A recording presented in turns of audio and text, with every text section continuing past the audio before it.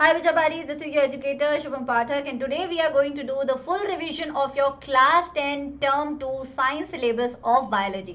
आज के लेक्चर में आपको आर एनवायरमेंट भी पढ़ाऊंगी, हाउ डू ऑर्गेनिज्म रिप्रोड्यूस भी पढ़ाऊंगी क्विक रिविजन में, और मैं आपको हेरिडिटी एंड एवोल्यूशन का हेरिडिटी वाला पार्ट जो सिलेबस में है वो भी पढ़ाऊंगी. कुछ इंपॉर्टेंट क्वेश्चंस भी कराऊंगी, पूरी एक्सप्लेनेशन भी होगी, डायग्राम्स भी होंगे, सब कुछ होगा. तो this is going to be one stop solution for you for class 10 term 2 biology. ऐसा ही केमिस्ट्री का भी लेक्चर आएगा, तो don't forget to see that also.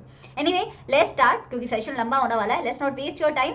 The first chapter we are going to pick is how do organisms reproduce. Now before we start, what is reproduction? Reproduction क्या होता है? Reproduction वो प्रक्रिया होती है, वो बायोलॉजिकल प्रोसेस होता है जिसकी वजह से नए जनरेशन आते हैं, नए इंडिविजुअल आते हैं पुराने इंडिविजुअल से.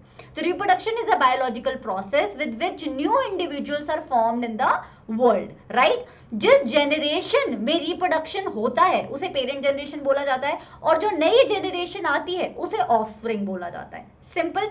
नाउ रिप्रोडक्शन दो तरीके का होता है ब्रॉडली. एक होता है सेक्सुअल, एक होता है एसेक्सुअल. सेक्सुअल रिप्रोडक्शन वो होता है जिसमें दो पेरेंट इन्वॉल्व होते हैं. कितने पेरेंट इन्वॉल्व होते हैं? दो पेरेंट. पेरेंट बोलना है पेरेंट बोलो, दो ऑर्गेनिज्म बोलना है दो इंडिविजुअल बोलना है दो इंडिविजुअल बोलो, right. Asexual mode of reproduction में एक ही पेरेंट इन्वॉल्व होता है, यानी कि एक ही ऑर्गेनिज्म इन्वॉल्व होता है.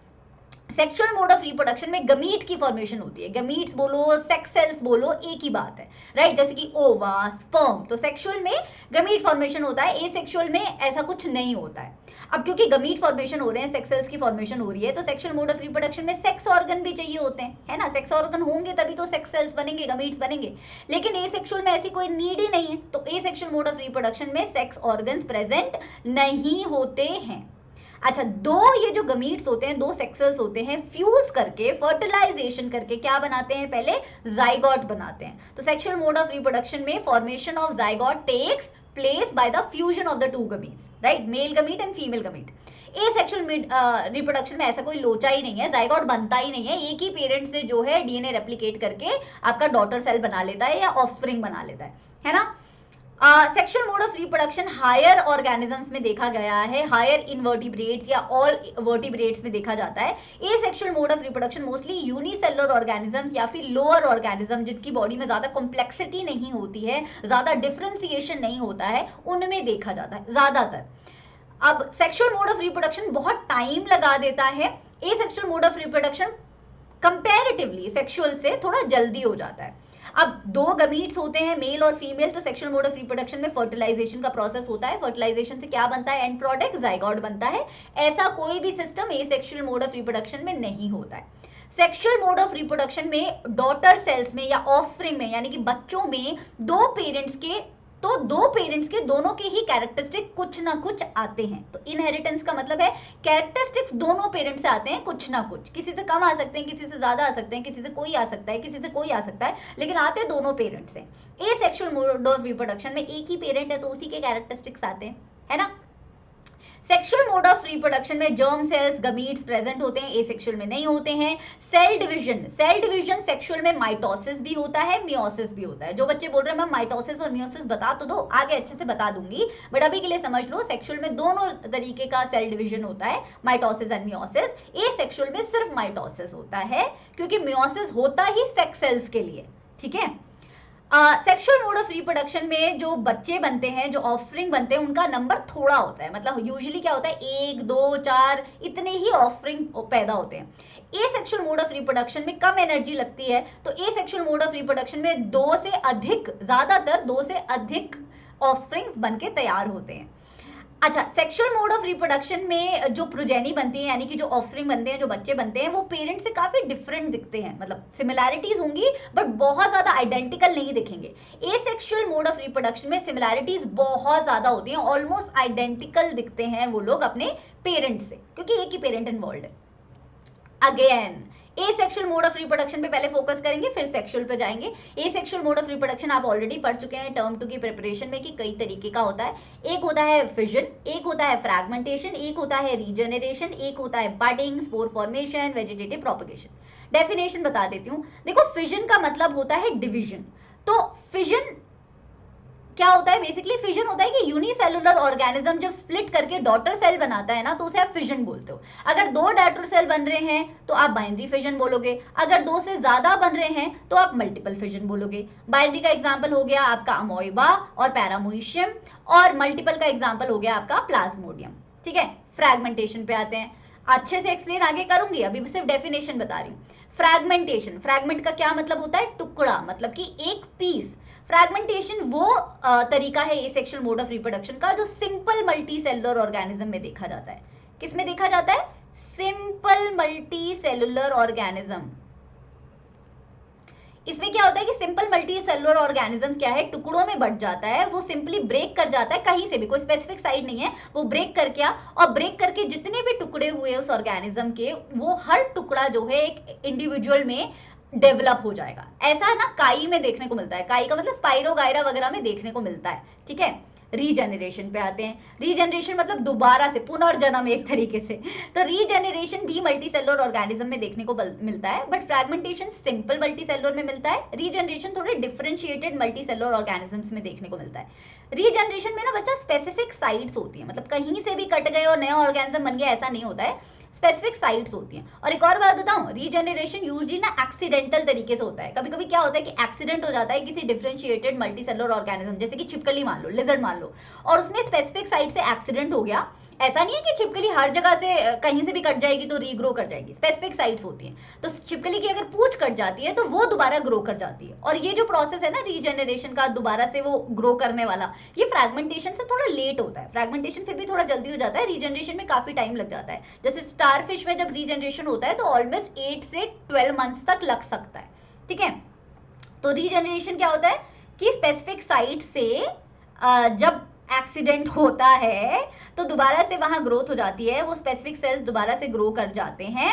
हाइड्रा और प्लेनेरिया में भी देखने को मिलता है, और लिजर्ड में भी देखने को मिलता है। ठीक है, और स्टारफिश में भी देखने को मिलता है। Then comes budding. बडिंग भी बच्चा स्पेसिफिक साइट से होता है। तो कई ऑर्गेनिजम्स में क्या होता है कि स्पेसिफिक जगह पे बड बन जाती है। Bud is nothing but an outgrowth.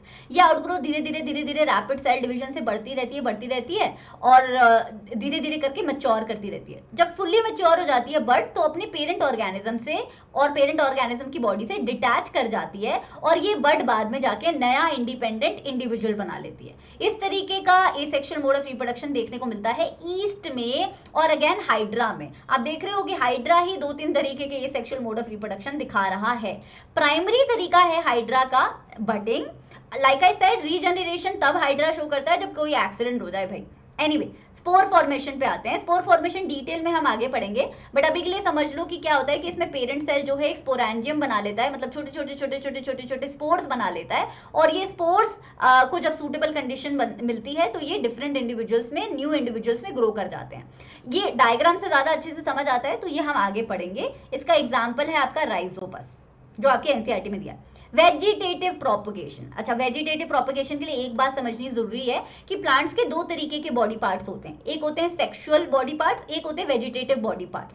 Sexual body part जैसे कि फ्लावर हो गया, है ना। वेजिटेटिव बॉडी पार्ट जैसे कि रूट्स हो गया, स्टेम हो गया, आपका लीव्स हो गया।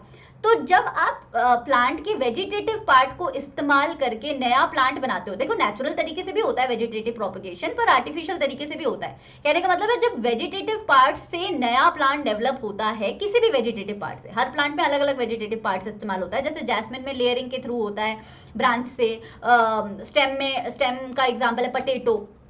तो कोई ना कोई वेजिटेटिव पार्ट से अगर नया प्लांट डेवलप हो रहा है तो उसे आप बोलोगे vegetative propagation. Now let's start with binary fission first, मतलब कि फिजन से स्टार्ट करते हैं, उसके बाद धीरे धीरे हम लोग सारे एसेक्सुअल मोड ऑफ रिप्रोडक्शन पढ़ेंगे। देखो बाइनरी फिजन में जैसा कि मैंने बताया, यहाँ पे एक अमीबा का डायग्राम बना हुआ है। एक पेरेंट होता है, सिंगल पेरेंट है, सिंगल पेरेंट। सिंगल पेरेंट में सेल डिवीजन होना है बच्चा। सेल डिवीजन के ना दो पार्ट्स होते हैं। पेन का कलर चेंज कर लूं क्या, ये थोड़ा कम दिख रहा है। सेल डिवीजन के दो पार्ट्स होते हैं, एक होता है कैरियोकाइनेसिस काइनेसिस,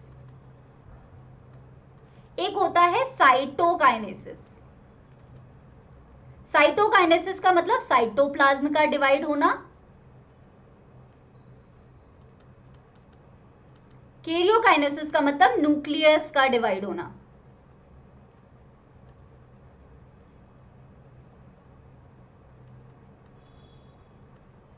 तो पहले कैरियोकाइनेसिस होता है, फिर साइटोकाइनेसिस होता है। तो आप देखो पहले न्यूक्लियस डिवाइड होगा, फिर साइटोप्लाज्म डिवाइड होगा, और फिर इवेंचुअली क्या बन जाएंगे, दो डॉटर सेल बन जाएंगे। क्यों? क्योंकि बाइनरी का मतलब ही क्या है, बाय लगा हुआ है, बाय का मतलब होता है दो, तो दो डॉटर सेल बने तो बाइनरी हो गया। अभी प्लाज्मोडियम एक ऐसा ऑर्गेनिज्म है जिसमें आपको मल्टीपल फिजन देखने को मिलता है।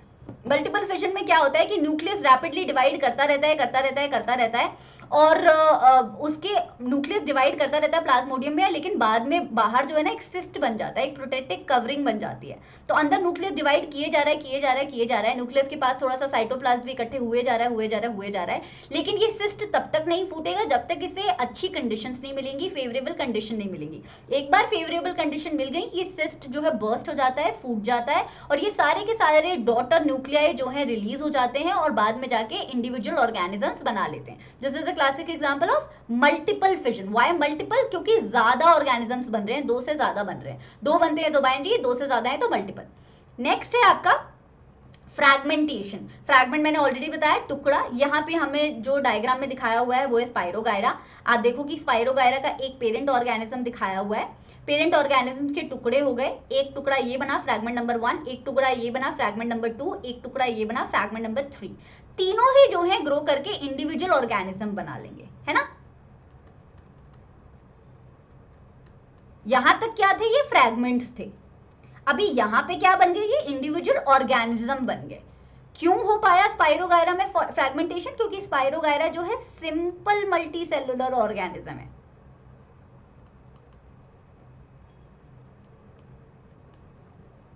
ये कहीं से भी होता है, ये कहीं से भी फ्रैगमेंट बनते हैं, यहां से बनते, यहां से बनते, यहां से बनते, यहां से बनते, कोई स्पेसिफिक जगह की जरूरत नहीं है। ये फ्रैगमेंट्स कहीं से भी बनते, वो जाके दोबारा इंडिविजुअल ऑर्गेनिज्म में रीग्रो कर जाते। This is what happens in fragmentation and this is what differentiates it from regeneration. अब तीसरा है हमारे पास रीजेनरेशन। बच्चा, रीजेनरेशन का एग्जाम्पल मैंने आपको बताया, प्लेनेरिया और स्टारफिश।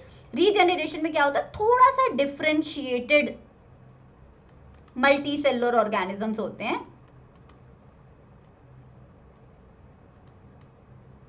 बोलोगे मैम प्लेनेरिया तो ज्यादा मल्टी सेलुलर दिख नहीं रहा है। Yes, you are absolutely correct, planaria बहुत ज्यादा डिफरेंशिएटेड मल्टी सेलुलर ऑर्गेनिज्म नहीं है, लेकिन स्टारफिश है and so is your lizard, है ना। देखो यहां क्या हुआ, प्लेनेरिया में यहां से कटा और यहां से कटा, है ना। ये वाला जो पार्ट है ये भी रीग्रो कर गया, ये वाला जो पार्ट है ये भी रीग्रो कर गया, ये वाला जो पार्ट है इवेंचुअली ये भी रीग्रो कर जाएगा। स्टारफिश में क्या हुआ, स्टारफिश में ना स्पेसिफिक साइट होती है लिम्ब। अगर कोई लिम्ब एक्सीडेंटली कट जाता है ना, लिम्ब का मतलब ये जो स्टारफिश के ये जो हाथ पैर दिख रहे हैं ना आपको, इसको लिम्ब बोलते हैं।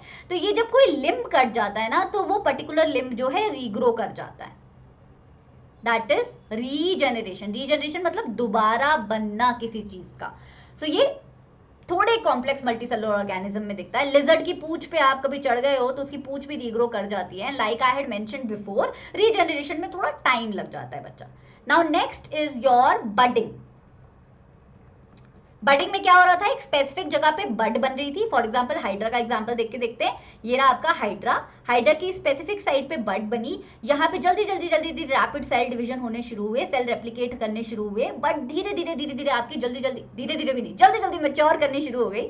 जैसे ही मैच्योर हुई उसने अपने पेरेंट से अपने आप को कट ऑफ कर लिया और नए ऑर्गेनिज्म में डेवलप हो गई। This is budding. ये जो हाइड्रा के ऊपर ये आपको ये ऐसे ऐसे नूडल्स टाइप स्ट्रक्चर दिख रहे हैं ना, इसे टेंटिकल बोला जाता है और ये हाइड्रा की बॉडी बोली जाती है। और ये छोटा वाला, अगर ये डायग्राम बना के आओगे ना पेपर में, ये छोटे वाले एरिया पे जरूर बड जरूर लिख देना। ये सब कुछ लिखने की जरूरत नहीं है शायद, लेकिन बड लिखने की जरूरत जरूर है। अच्छा, सेम ही तरीके की बडिंग आपको ईस्ट में देखने को मिलती है। ईस्ट कहाँ डलता है बच्चा, ब्रेड वगैरह बेकरी का सामान बनता है ना, उसमें ईस्ट थोड़ा सा डालते हैं। थोड़े से ईस्ट में ही सारा काम चल जाता है, क्योंकि ईस्ट इतनी जल्दी जल्दी बडिंग कर करके यू नो अपनी पॉपुलेशन बढ़ा लेता है और ब्रेड बहुत अच्छी बन जाती है। आपको पता ही है कि फिर फर्दर जाके ईस्ट जो है एनारोबिक मोड ऑफ रेस्पिरेशन दिखाता है, फिर यू नो CO2 फॉर्म होती है, वो तो आपको पता ही है। वो ब्रेड में होल्स क्रिएट होते हैं उसी की वजह से, स्पॉन्जीनेस आती है, वो सब आप पहले ही पढ़ चुके। लाइफ प्रोसेसेस में ही पढ़ चुके हो, बट एनीवे यहाँ पे हमें देखना है कि ईस्ट में बडिंग होती है बच्चा। ये रहा ईस्ट सेल, ईस्ट की एक स्पेसिफिक साइड पे एक बड डेवलप हो गई, बड धीरे धीरे मैच्योर की, धीरे धीरे मैच्योर कर करके ईस्ट में क्या है ना, देखो हाइड्रा में ऐसे हो जाता है, ईस्ट में क्या है कि कभी कभी बड, एक से ज्यादा बड भी वहां पे अटैच रहती है, चेन ऑफ बर्ड्स भी बन जाते हैं। This is the difference between hydra and east की बर्डिंग। ओके, नेक्स्ट क्या है आपका स्पोर फॉर्मेशन यानी कि राइजोपस। राइजोपस का दूसरा कॉमन नाम क्या होता है बच्चा? Bread mould. ब्रेड को फ्रिज में रखो, ब्रेड खराब नहीं होती है बच्चा, ब्रेड को बाहर रख दो और गलती से बारिश आई हुई थी तो ब्रेड बिल्कुल खराब हो जाती है। ऐसा क्यों होता है? ऐसा इसलिए होता है क्योंकि ब्रेड को अगर बाहर रख दोगे तो राइजोपस को मिल जाएंगी favourable conditions. I tell you what, Rhizopus एक ऐसा ऑर्गेनिज्म है जो स्पोर्स फॉर्मेशन करता है। इसके क्या होता है? हाइफे होते हैं, हाइफो के ऊपर स्पोरेंजियम बने हुए होते हैं। ये हाइफे स्टॉक लाइक स्ट्रक्चर, और उसके ऊपर जो ऐसे बॉल लाइक स्ट्रक्चर बना हुआ है ऐसे बोलोगे स्पोरेंजियम। स्पेलिंग गलत हो गई, स्पोरेंजियम है ना। स्पोरेंजियम के अंदर स्पोर्स बनने शुरू हो जाते हैं। ये सैक लाइक स्ट्रक्चर के अंदर छोटे छोटे छोटे छोटे स्पोर बनने हो जाते हैं। जैसे ही इसे क्लाइमेटिक कंडीशन मिलती है ना तो धीरे धीरे स्पोर्स बन रहे होते हैं, वैसे भी स्पोरेंजियम भारी होता रहता है, और जैसे ही इसे क्लाइमेटिक कंडीशन अच्छी मिलती है, फेवरेबल मिलती है, अच्छी इसके लिए है बुरी हमारे लिए है, तो ये फट जाता है स्पोरेंजियम और सारे के सारे स्पोर्स बाहर निकल जाते हैं। और वो बाहर निकल के जाएंगे कहाँ? यहाँ पे स्पोरेंजियम था तो वो सारे स्पोर्स इसी ब्रेड पे गिर जाते हैं और फिर ये रैपिड प्रोसीजर चलता रहता है, चलता रहता है, चलता रहता है। और आप एक रात दो रात में देखोगे तो पूरे ब्रेड पे ऐसा ये मोल्ड दिखने लग जाएगा, पूरे ब्रेड पे काला काला दिखने लग जाएगा, क्योंकि स्पोर फॉर्मेशन में इतने सारे स्पोर बनते हैं कि ये प्रोसेस बहुत ही रैपिड तरीके से होता है। एनीवे ये सेक्शुअल मोड ऑफ रिप्रोडक्शन बहुत रैपिड तरीके से होता है। नेक्स्ट इज बच्चा वेजिटेटिव प्रोपगेशन। वेजिटेटिव प्रोपगेशन के साथ हम पढ़ेंगे tissue culture. Like I had mention, vegetative propagation में किसी भी वेजिटेटिव पार्ट ऑफ प्लांट को यूज करके आप नया प्लांट ग्रो करते हो। कमर्शियल स्केल पे अगर आपको एडवांटेजेस लिख दूं क्या? यहाँ पे बहुत लंबा हो जाएगा सेशन, लिख देती हूँ।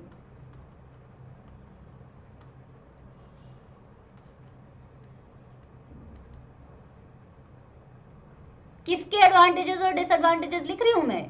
वेजिटेटिव प्रोपगेशन के लिख रही हूँ, टिश्यू कल्चर के नहीं लिख रही हूँ। तो एडवांटेजेस है वेजिटेटिव प्रोपगेशन के कि नए ऑर्गेनिजम्स बन जाते हैं बहुत जल्दी जल्दी। तो मोर प्रोजेनीज का मतलब है ज्यादा बच्चे मिल जाते हैं आपको प्लांट्स के जल्दी जल्दी। कमर्शियल यूज के लिए बहुत अच्छा रहता है ये, बहुत सारे प्लांट्स आपको एक ही साइज मिल जाएंगे। सिमिलर प्रोजेनीज मिलती हैं, जो पेरेंट प्लांट होगा जिससे वेजिटेटिव प्रोपगेशन कर रहे हो उसी के जैसे बच्चे मिलेंगे आपको। सेक्सुअल मोड ऑफ रिप्रोडक्शन में वेरिएशन ज्यादा होती है ना भाई, ये सेक्सुअल में कम होती है। तो ए सेक्सुअल मोड ऑफ रिप्रोडक्शन है तो आइडेंटिकल ही मिलेंगे आपको पेरेंट ऑर्गेनिज्म की तरह। डिसएडवांटेजेस ये है कि वेरिएशन होती नहीं है, तो कोई नई स्पीसीज चाहिए तो नहीं मिलेगी, एवोल्यूशन कम दिखेगा, दिखेगा ही नहीं।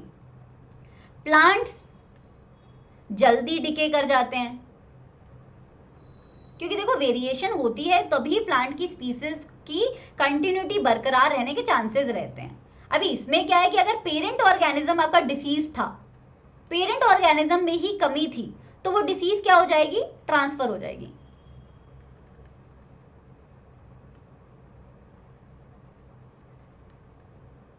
From parent to progeny, right? अलग अलग तरीके से होता है बच्चा, अलग अलग प्लांट्स में अलग अलग चीजें यूज की जाती हैं। जैसे जैस्मिन और स्ट्रॉबेरी और हिबिस्कस वगैरह में लेयरिंग से होता है, ब्रांच के थ्रू होता है। फोटो मैंने डाली नहीं है, आप इसका ओरिजिनल लेक्चर देख सकते हो, उसमें बहुत सारी फोटोज हैं। पटेटो में स्टेम के थ्रू होता है, स्वीट पटेटो में रूट के थ्रू वेजिटेटिव प्रोपगेशन होता है, ब्रायोफाइलम में लीफ के थ्रू होता है। लीफ पे क्या होती है? एडवेंशियस बड्स आनी शुरू हो जाती हैं। ये बड्स जो हैं एक लीफ मार्जिन पे प्रोड्यूस होनी शुरू हो जाती हैं, जस्ट लाइक नॉचेस। ये देखोगे ना, छोटी छोटी छोटी छोटी बड्स आनी शुरू हो जाती हैं, राइट? और फिर धीरे धीरे ये मैच्योर होती है और मैच्योर होकर नीचे गिर जाती है, नीचे सॉइल में गिरती है। सॉइल में इन्हें न्यूट्रिशन पानी वगैरह मिल ही जाता है, तो ये इन्हें जब अच्छा एनवायरनमेंट मिल जाता है सॉइल में तो ये रीग्रो हो जाती है दोबारा से प्लांट में। This is a classic case of natural vegetative propagation. Artificial तरीके से फार्मर्स करते हैं बहुत सारे, बहुत ज्यादा प्रोजेनीज इस्तेमाल करने के लिए on a very very large scale. Now what is tissue culture?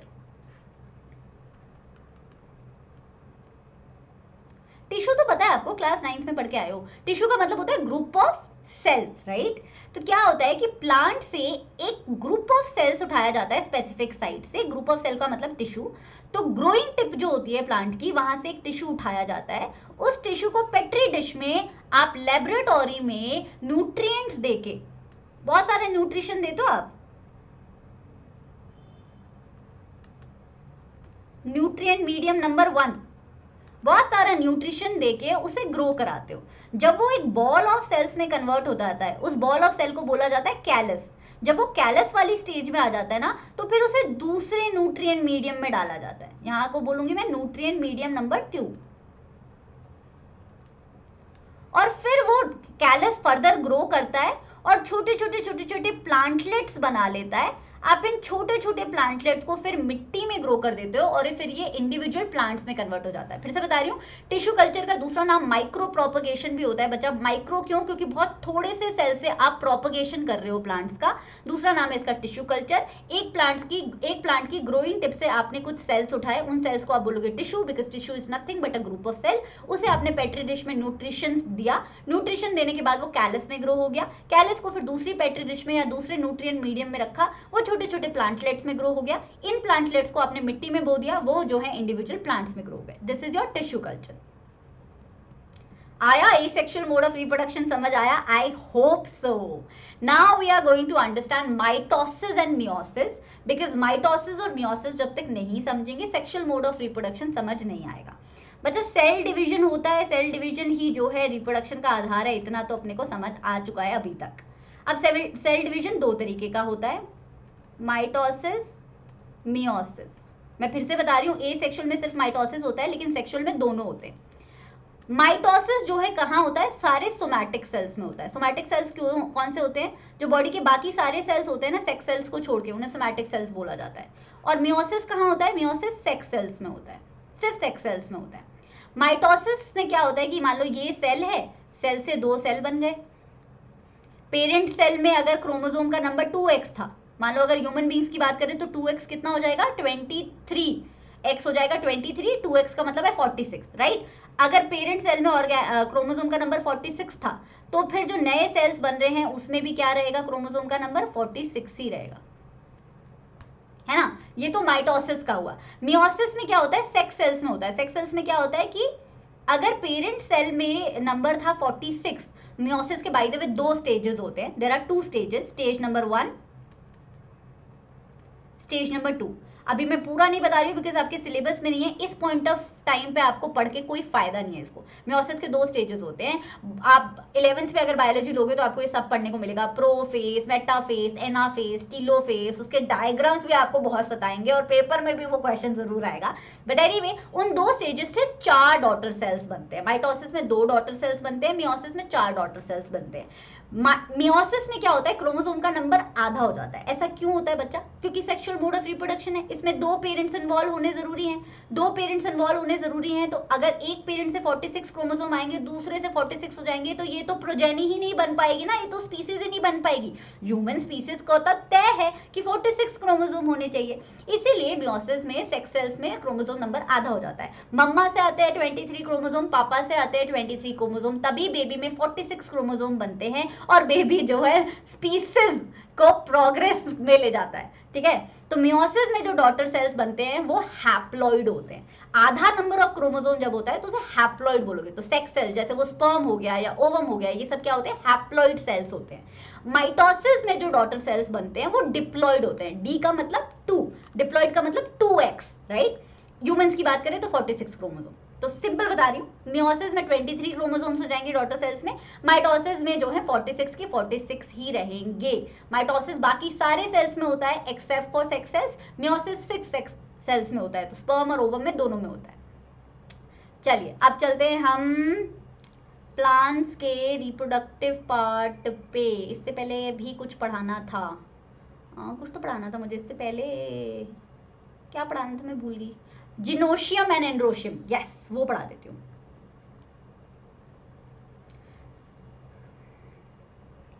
अब व्हाइट कलर हो गया है, तुम बोलोगे मैम व्हाइट मत क्या करो, इतना अंधेरा हो जाता है ना, इतना उजाला हो जाता है कि पूछो मत। अरे देख लो यार, झेल लो, कोई बात नहीं। प्लांट का जो फीमेल रिप्रोडक्टिव पार्ट होता है बच्चा, उसे जिनोशियम बोला जाता है।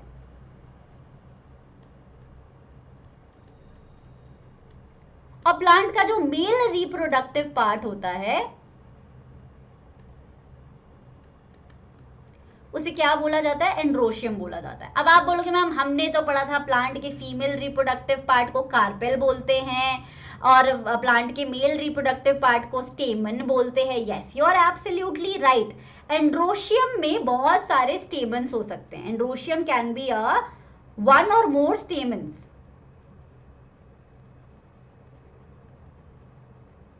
उसी तरीके से जिनोशियम में वन और मोर कार्पल्स हो सकते हैं।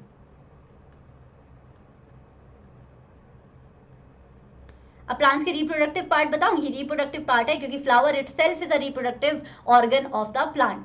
तो देखो दो तरीके के फ्लावर होते हैं, बायसेक्सुअल और यूनिसेक्सुअल। बायसेक्सुअल फ्लावर्स वो होते हैं जिसमें सेम ही प्लांट में आपको दोनों तरीके के फ्लावर दिख जाएंगे, मेल भी दिख जाएगा, सेम ही फ्लावर में आपको मेल ऑर्गन भी दिख जाएगा, फीमेल रिप्रोडक्टिव पार्ट भी दिख जाएगा। यूनिसेक्सुअल फ्लावर वो होते हैं जिसमें अलग अलग होते हैं, मेल पार्ट अलग रहता है, फीमेल पार्ट अलग प्लांट पे रहता है। ठीक है, बायसेक्सुअल का एग्जांपल है हिबिस्कस, यूनिसेक्सुअल का एग्जांपल है पपाया, मैंगो भी है शायद, I am not sure, I think mango और पपाया दोनों ही है। अभी देखो यहाँ पे reproductive part of a plant, पहली बात तो यहाँ जो फूल दिखाया हुआ है वो हिबिस्कस का दिखाया हुआ है, यहाँ पे बायसेक्सुअल फ्लावर दिखाया हुआ है। Why bisexual? यहाँ पे दोनों ही दिखाया हुआ है ना, स्टेमन भी दिखाया हुआ है, कार्पल भी दिखाया हुआ है। स्टेमन क्या होता है आपका? Male reproductive part. तो मेल रिप्रोडक्टिव पार्ट के कितने पार्ट्स होते हैं? फर्दर स्टेमन जो है डिवाइडेड होता है आपका एंथर और फिलामेंट में। एंथर होता है ये लंबी सी स्टॉक, इस लंबी सी स्टॉक को क्या बोलोगे? ओ सॉरी, फिलामेंट होता है ये लंबी सी स्टॉक, फिलामेंट के ऊपर होता है एंथर। पॉलन ग्रेन कहाँ पे होते हैं आपके? मेल गमीट कहाँ होता है? मेल गमीट पॉलन ग्रेन के अंदर होता है, पॉलन ग्रेन जो है आपके एंथर पे होता है। ठीक है, तो एंथर को याद रखना, एंथर काफी काम आने वाला है अपने, बट एनीवे एंथर और फिलामेंट को मिला के स्टेमन बन गया। अभी फीमेल पे आएंगे, फीमेल को क्या बोलते थे? कार्पेल बोलते थे ना, फीमेल रिप्रोडक्टिव पार्ट को। अभी कार्पेल के तीन पार्ट्स होते हैं बच्चा, एक स्टिग्मा होता है, स्टिग्मा को याद रखो स्टिकी गद्दा, क्या याद रखो? स्टिकी गद्दा, क्योंकि इस पे पॉलन ग्रेन आएगा ना, चिपक जाएगा। और स्टाइल, क्योंकि स्टाइल बहुत स्टाइल मारता है, तो स्टाइल वो लंबा सा फिलामेंट लाइक स्ट्रक्चर होता है आपका जो स्टिग्मा को ओवरी से कनेक्ट करता है। और ओवरी तो आपको पता है स्वेलन पार्ट होता है आपका कार्पेल का, स्वेलन एकदम मोटू सा स्वेलन सा पार्ट होता है जिसे आप ओवरी बोल देते हो ना। फ्लावर के और भी पार्ट्स होते हैं, सेपल्स होती हैं। सेपल्स क्या होता है? वो गुलाब का फूल देखा ना, इस तरीके से गुलाब का फूल होता है, तो यहाँ पे हरे हरे हरे हरे पार्ट्स लगे होते हैं ना, उसको आप सेपल बोलते हो। ग्रीन वाले जो आपको पेटल्स के नीचे जो ग्रीन वाले छोटी छोटी पत्तियां टाइप दिख रही होती है उसे सेपल बोलते हो। बाकी कलरफुल पार्ट जो होता है फ्लावर का उसे आप पेटल बोलते हो। पेटल का काम होता है कि भाई पॉलिनेटर्स को अट्रैक्ट करें, कि पॉलिनेटर्स आए, बीवी आए, फ्लावर पे बैठे, हमारे एंथर से पॉलन ग्रेन को उठा के लेके जाएं फीमेल रिप्रोडक्टिव पार्ट पे। एनीवे, नीचे वाला ये जो स्टॉक लाइक स्ट्रक्चर है फ्लावर का, इसे स्टेम बोल दोगे बच्चा, इधर रिसेप्टिकल बोल दोगे। ये सब आपके पेपर में नहीं आएगा क्योंकि सिलेबस में नहीं है, but style, stigma, ovary, anther और फिलामेंट आपको पता होना चाहिए। आगे चलेंगे, डबल फर्टिलाइजेशन पे आएंगे। डबल फर्टिलाइजेशन क्या होता है भाई? देखो एक बार दोबारा बना दूं क्या ये आपके लिए, इजी रहेगा ना। जिनोशियम एंड्रोशियम तो वैसे भी कम इंपॉर्टेंट है, this is very important, carpel and stamen. So let me just make a flow chart.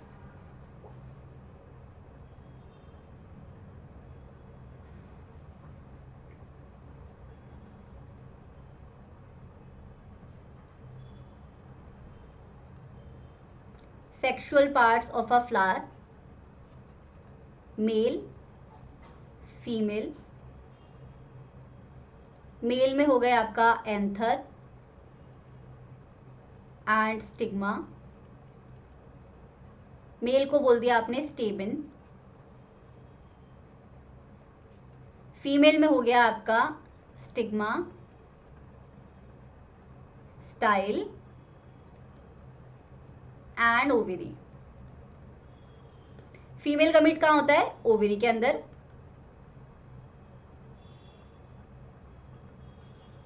Anther पे मिलेगा आपको मेल गमीट, पे मिलेगा, ठीक है। चलो आगे चलते हैं डबल फर्टिलाइजेशन में। प्लांट में जो सेक्सुअल मोड ऑफ रिप्रोडक्शन होता है बच्चा, उसको डबल फर्टिलाइजेशन इसलिए बोला जाता है क्योंकि दो मेल गमीट दो चीजों को फर्टिलाइज करते हैं। ये बात हम याद रखेंगे। देखो क्या होता है कि एंथर से पॉलन ग्रेन उठ के, पॉलन ग्रेन के अंदर याद रखना कि क्या है बैठा है, मेल गमीट बैठा है, मेल सेक्स सेल बैठा हुआ है। एंथर से पॉलन ग्रेन उठ के आता है चिपकू गद्दे के ऊपर। चिपकू गद्दा कहाँ पाया जाता है? चिपकू गद्दा पाया जाता है फीमेल रिप्रोडक्टिव पार्ट यानी कि कार्पेल पे। चिपकू गद्दे पे पॉलन आया, पॉलन में से एक पॉलन ट्यूब निकली। पॉलन ट्यूब स्टाइल से नीचे नीचे नीचे नीचे गई। उसने बोला स्टाइल मुझे तुझसे काम ही नहीं है, मुझे तो ओवरी से काम है। ओवरी के अंदर एग बैठा है। वो ओवरी के माइक्रोपाइल नाम के इलाके से कहाँ से एंटर करती है पॉलन ट्यूब? ओवरी में माइक्रोपाइल से एंटर करती है। ओवरी से पॉलन ट्यूब के थ्रू मेल गमीट्स नीचे नीचे आते हैं और माइक्रोपाइल से ओवरी में एंटर कर जाते हैं। अभी एक बार ओवरी में पहुंच गए मेल गमीट्स, तो दो मेल गमीट्स का काम है अपने को। एक मेल गमीट क्या करता है, ओवरी में प्रेजेंट दो पोलर न्यूक्लियाई, देखो ओवरी कुछ इस तरीके की दिखती है, ये देखो दो पोलर न्यूक्लियाई थे, और ये आपका स्क्वायर वाला आपका क्या है, मेल गमीट है Mg, और ये दो राउंड राउंड क्या है, टू पोलर न्यूक्लियाई हैं। ठीक है, तो टू पोलर न्यूक्लियाई से एक मेल गमीट ने फर्टिलाइजेशन किया और बनाया क्या, ट्रिप्लॉइड। क्यों ट्रिप्लॉइड होगा बच्चा? 3n होंगे ना, 3n होंगे, 2n तो ऑलरेडी थे, एक n आ गया आपका, एक नंबर ऑफ क्रोमोसोम आ गया आपका मेल गमीट के साथ, तो 3n हो गया। तो ट्रिप्लॉइड एंडोस्पर्म बनाता है। इस प्रोसेस को बोला जाता है ट्रिपल फ्यूजन। तो बेसिकली डबल फ्यूजन के दो पार्ट्स होते हैं, एक होता है ट्रिपल फ्यूजन TF और एक होती है सिनगैमी।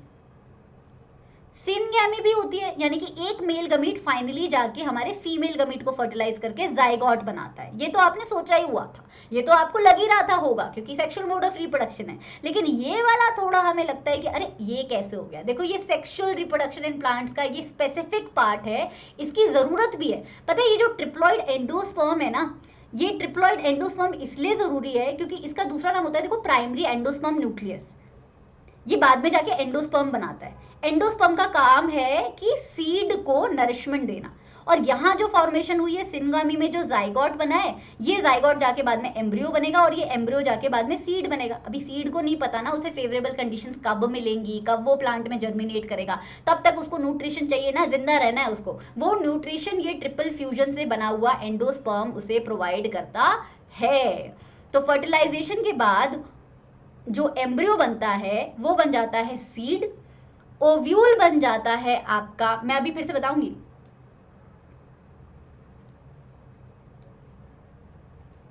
यही बता देती हूं यार। डबल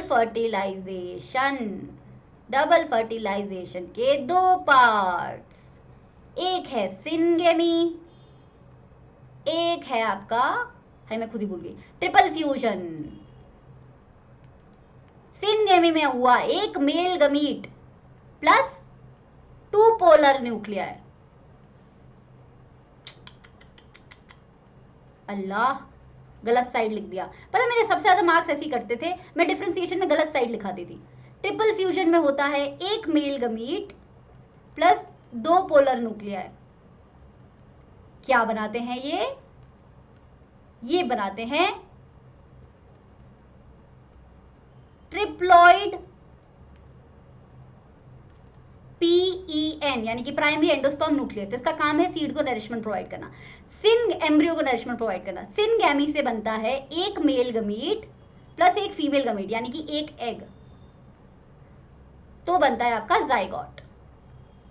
जाइगोट का नंबर है 2n, पेन का नंबर है 3n।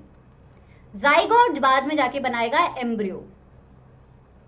ये एम्ब्रियो किसके अंदर है, ओव्यूल के अंदर। ये सारा काम ओव्यूल में चल रहा था ना, तो ओव्यूल बाद में जाके, जिसके अंदर एम्ब्रियो बैठा हुआ है भाई, एम्ब्रियो को नरिशमेंट भी मिल रहा है, ओव्यूल बाद में जाके बना लेता है सीड। जो मैं अभी पीछे बोल रही थी ना कि एम्ब्रियो बाद में जाके सीड बनाएगा, एक्चुअली ओव्यूल सीड बनाएगा, एम्ब्रियो ओव्यूल के अंदर होगा, और ये सारा कार्यक्रम चल रहा है आपका ओवरी के अंदर।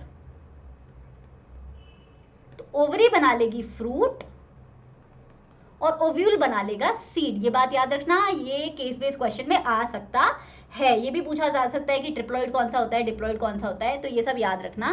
बाद में जब सीड्स को अच्छी कंडीशंस मिल जाती है तो सीड जो है जर्मिनेट कर जाता है। डाइकोटिलिडन्स, मोनोकोटिलिडन्स सिलेबस में नहीं है, पढ़ने की जरूरत नहीं है। अब चलते हैं हम sexual mode of reproduction in human beings.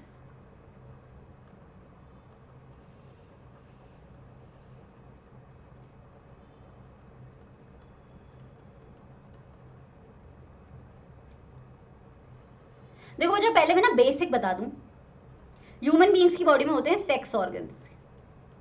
क्या होते हैं? Sex organ. सेक्स ऑर्गन में होता है मियोसिस। मियोसिस से क्या बनते हैं? Haploid cell. हैप्लॉइड सेल्स का नाम सेक्स सेल्स। जब लड़कों में होता है मियोसिस तो क्या बनते हैं? स्पर्म। लड़कियों में होता है मियोसिस तो बनते हैं ओवम यानी कि एग, राइट। सेक्स सेल्स बनते हैं, सेक्स सेल करते हैं फ्यूज, सेक्स सेल का फ्यूजन होगा। दो सेक्स सेल्स फ्यूज करके क्या बनाते हैं? स्पर्म और ओवा फ्यूज करके क्या बनाते हैं? बनाते हैं जाइगोट, 2n, राइट। 2n में बाद में जाके जाइगोट में जाके रैपिड माइटोसिस होता है और माइटोसिस से बनता है फुल ह्यूमन बीइंग या फिर फुल ह्यूमन ऑर्गेनिज्म यानी कि बच्चा। तो ये होता है सिंपल प्रोसीजर। इसीलिए मैं बोल रही थी कि सेक्सुअल मोड ऑफ रिप्रोडक्शन में दोनों चीजें होती हैं, आपकी माइटोसिस भी होती है, मियोसिस भी होती है। अभी हम पहले फीमेल रिप्रोडक्टिव पार्ट पढ़ लेते हैं, हम जर्नी पढ़ते हैं female male male reproductive part पढ़ लेते हैं, मेल गमीट की जर्नी देखते हैं और फिर हम फीमेल रिप्रोडक्टिव पार्ट में फीमेल गमीट की जर्नी देखेंगे। मैं आपको फंक्शन बताती चलूंगी बच्चा, फंक्शन बहुत ही ज्यादा इंपॉर्टेंट है। मैं डायग्राम बना के नहीं दिखा रही हूँ, मैं स्क्रीन पे नहीं पढ़ाती हूँ, मैं पेन टैबलेट से पढ़ाती हूँ, तो पेन टैबलेट से डायग्राम बहुत अच्छे बन नहीं पाते हैं, इसलिए मैं बना बनाया डायग्राम दिखा रही हूँ। आई एम सो सॉरी। कभी पैसे इकट्ठे होंगे तो स्क्रीन पे पढ़ाएंगे। एनीवे, तो इस तरीके का दिखता है आपका मेल गमीट। इसके सबसे ज्यादा इंपॉर्टेंट पार्ट है seminal vesicle, prostate gland, testis, scrotum, penis, vas deferens. Penis का फंक्शन पूछते नहीं है, लेकिन यूरिनरी ब्लैडर वगैरह का फंक्शन आएगा नहीं। अभी मेल रिप्रोडक्टिव पार्ट का सबसे बड़ा फंक्शन क्या है? टेस्टिस। सबसे बड़ा पार्ट, सबसे best part male reproductive system का है टेस्टिस। टेस्टिस के दो काम होते हैं बच्चा, एक होता है स्पर्म की फॉर्मेशन, यहां लिख दूं क्या? यहां पे लिख देती हूं, स्पर्म फॉर्मेशन। एक होता है टेस्टोस्टेरॉन बनाना। टेस्टोस्टेरॉन वो हार्मोन है, वो सेक्सुअल हार्मोन है बच्चा, जिसकी वजह से ह्यूमन मेल्स में सेकेंडरी सेक्सुअल कैरेक्टरिस्टिक्स देखने को मिलते हैं।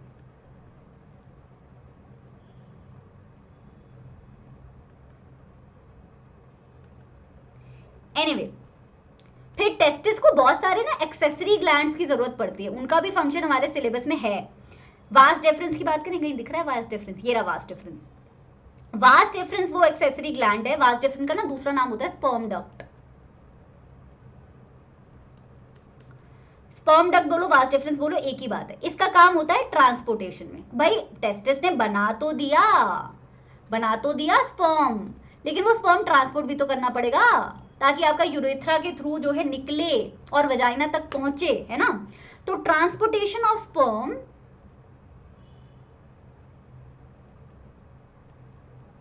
फ्रॉम टेस्टिस एंड एपिडिडमिस, ये रहा एपिडिडमिस,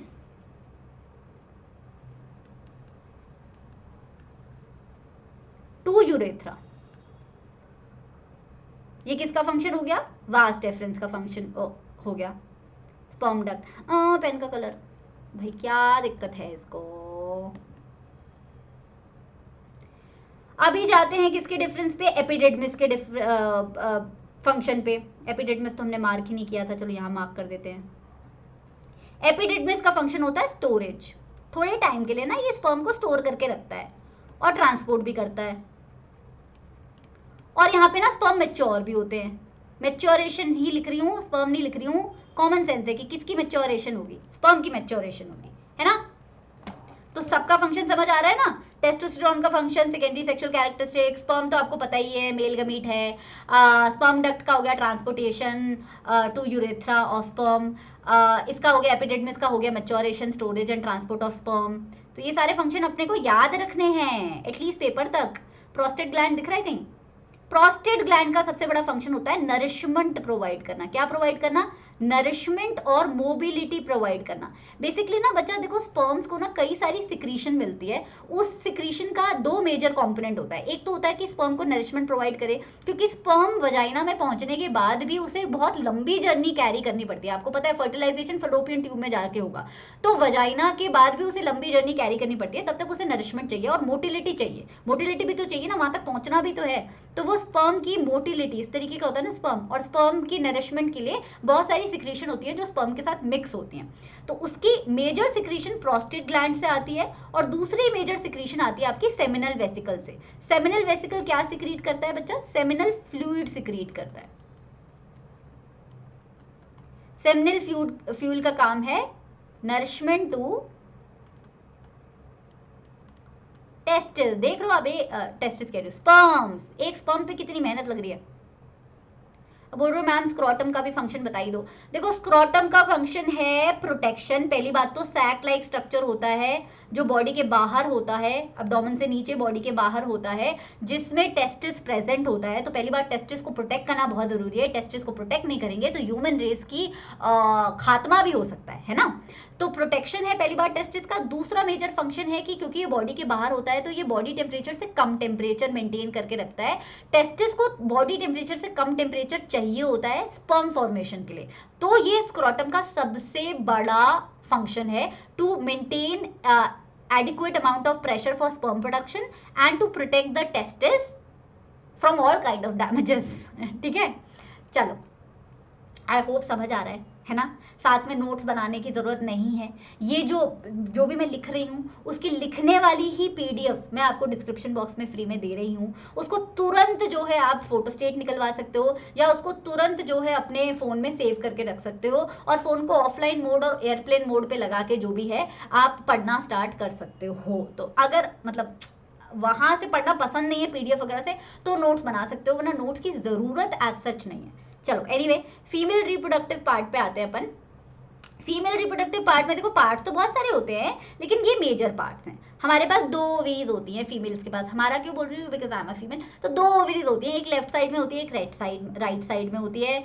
ओवरीज जो है फलोपियन ट्यूब से कनेक्टेड होती हैं। फलोपियन ट्यूब्स ओवरी को कनेक्ट करती हैं आपका यूट्रस से। यूट्रस के नीचे वजाइना और यूट्रस को सेपरेट करता हुआ एक एरिया होता है जिसे सर्विक्स बोलते हैं। सर्विक्स के बाद हमारी बर्थ कैनाल होती है जिसे वजाइना बोला जाता है। तो इस तरीके का डायग्राम दिखता है। I am so sorry I can't draw it for you because I am using pen tablet. Handwriting ही ढंग की नहीं आती है, डायग्राम तो दूर की बात है। बट मैं आपको फंक्शन जरूर बता देती हूँ। पहले तो ओवरी के फंक्शन। ओवरी के दो मेजर फंक्शन, एक तो ओवा बनाना यानी कि एग बनाना, और दूसरा बनाना हार्मोन्स। कौन से हार्मोन? सेक्स हार्मोन्स, है ना। कौन से दो हार्मोन्स बनाती है ओवरी? एक बनाती है एस्ट्रोजन बच्चा, प्रोजेस्टेरॉन। ये पढ़ोगे बड़ी क्लासेस में, जब पीरियड्स के बारे में डिटेल में पढ़ोगे ना, FSH, LH, एस्ट्रोजन, प्रोजेस्टेरॉन, कैसे इनका सिस्टम ऊपर नीचे होता रहता है और पीरियड्स आते हैं और मूड स्विंग्स आते हैं लड़कियों को, ये सब पढ़ोगे आप। एनीवे, एस्ट्रोजन हमारा जो है वो सेकेंडरी सेक्सुअल कैरेक्टरिस्टिक्स के लिए रिस्पॉन्सिबल है, female secondary sexual characteristics. Now let's talk about ovary. तो एक महीने में किसी एक आइदर ऑफ द ओवरी, या तो लेफ्ट वाली या राइट ओवरी से एक ओवा जो है मैच्योर हो जाता है। ये ओवा मैच्योर होके फलोपियन ट्यूब में जाके अटक जाता है। तो फलोपियन ट्यूब का फंक्शन क्या हो गया बच्चा? पहली बात तो ये साइट ऑफ फर्टिलाइजेशन है, यहीं पे जाइगोट बनेगा। दूसरी बात ये कनेक्ट करती है ओवरी टू यूट्रस, राइट। मान लो सब कुछ सही रहा, स्पर्म आया, फलोपियन ट्यूब में गया, वहां मैच्योर ओवा बैठा हुआ था, वहां पे फर्टिलाइजेशन हो गया, भाई जाइगोट बन गया। जाइगोट अब बन के कहाँ जाएगा? जाइगोट जो है अब धीरे धीरे धीरे धीरे मूव करना शुरू करेगा आपके यूट्रस की तरफ, क्योंकि यूट्रस ही वो जगह है जहां पे फीटस का डेवलपमेंट होगा। गद्दा लगा होता है ना यहाँ पे, गद्दे का नाम एंडोमेट्रियम। तो फीटस का डेवलपमेंट यहाँ पे होगा, प्लासेंटा भी कहाँ पे होगा, यूट्रस के पास ही होगा। तो foetus development is the major function of आपका यूट्रस। एनीवे, यूट्रस के नीचे बर्थ कैनाल से सेपरेट करता हुआ एक एरिया था, उसका नाम था सर्विक्स। सर्विक्स की बात करें जरा, सर्विक्स का क्या फंक्शन था, पेन कलर चेंज कर लेते हैं, it will be easier for you to understand. Cervix का फंक्शन है to separate vagina from uterus. बच्चा जब सब कुछ सही रहता है, बेबी बन भी जाता है, तो वो बेबी गिरे ना और बेबी अच्छे से जो है रहे वहां पे यूट्रस पे, वहां पे भी सर्विस का काम होता है। But like I said, it is not in your syllabus, you will learn it in class 11। तो अभी के लिए आप याद कर लो कि सर्विस का main function is to separate vagina and the uterus. ना वजाइना का क्या फंक्शन है, वजाइना के दो बहुत इंपॉर्टेंट फंक्शन है। एक तो यहाँ से बर्थ होता है, बेबी का बर्थ कहाँ से होगा, वजाइना से होगा, है ना। और दूसरा है कि ये रिसीव करता है स्पर्म को। ये हो गया आपका फीमेल रिप्रोडक्टिव पार्ट्स और उनके फंक्शन।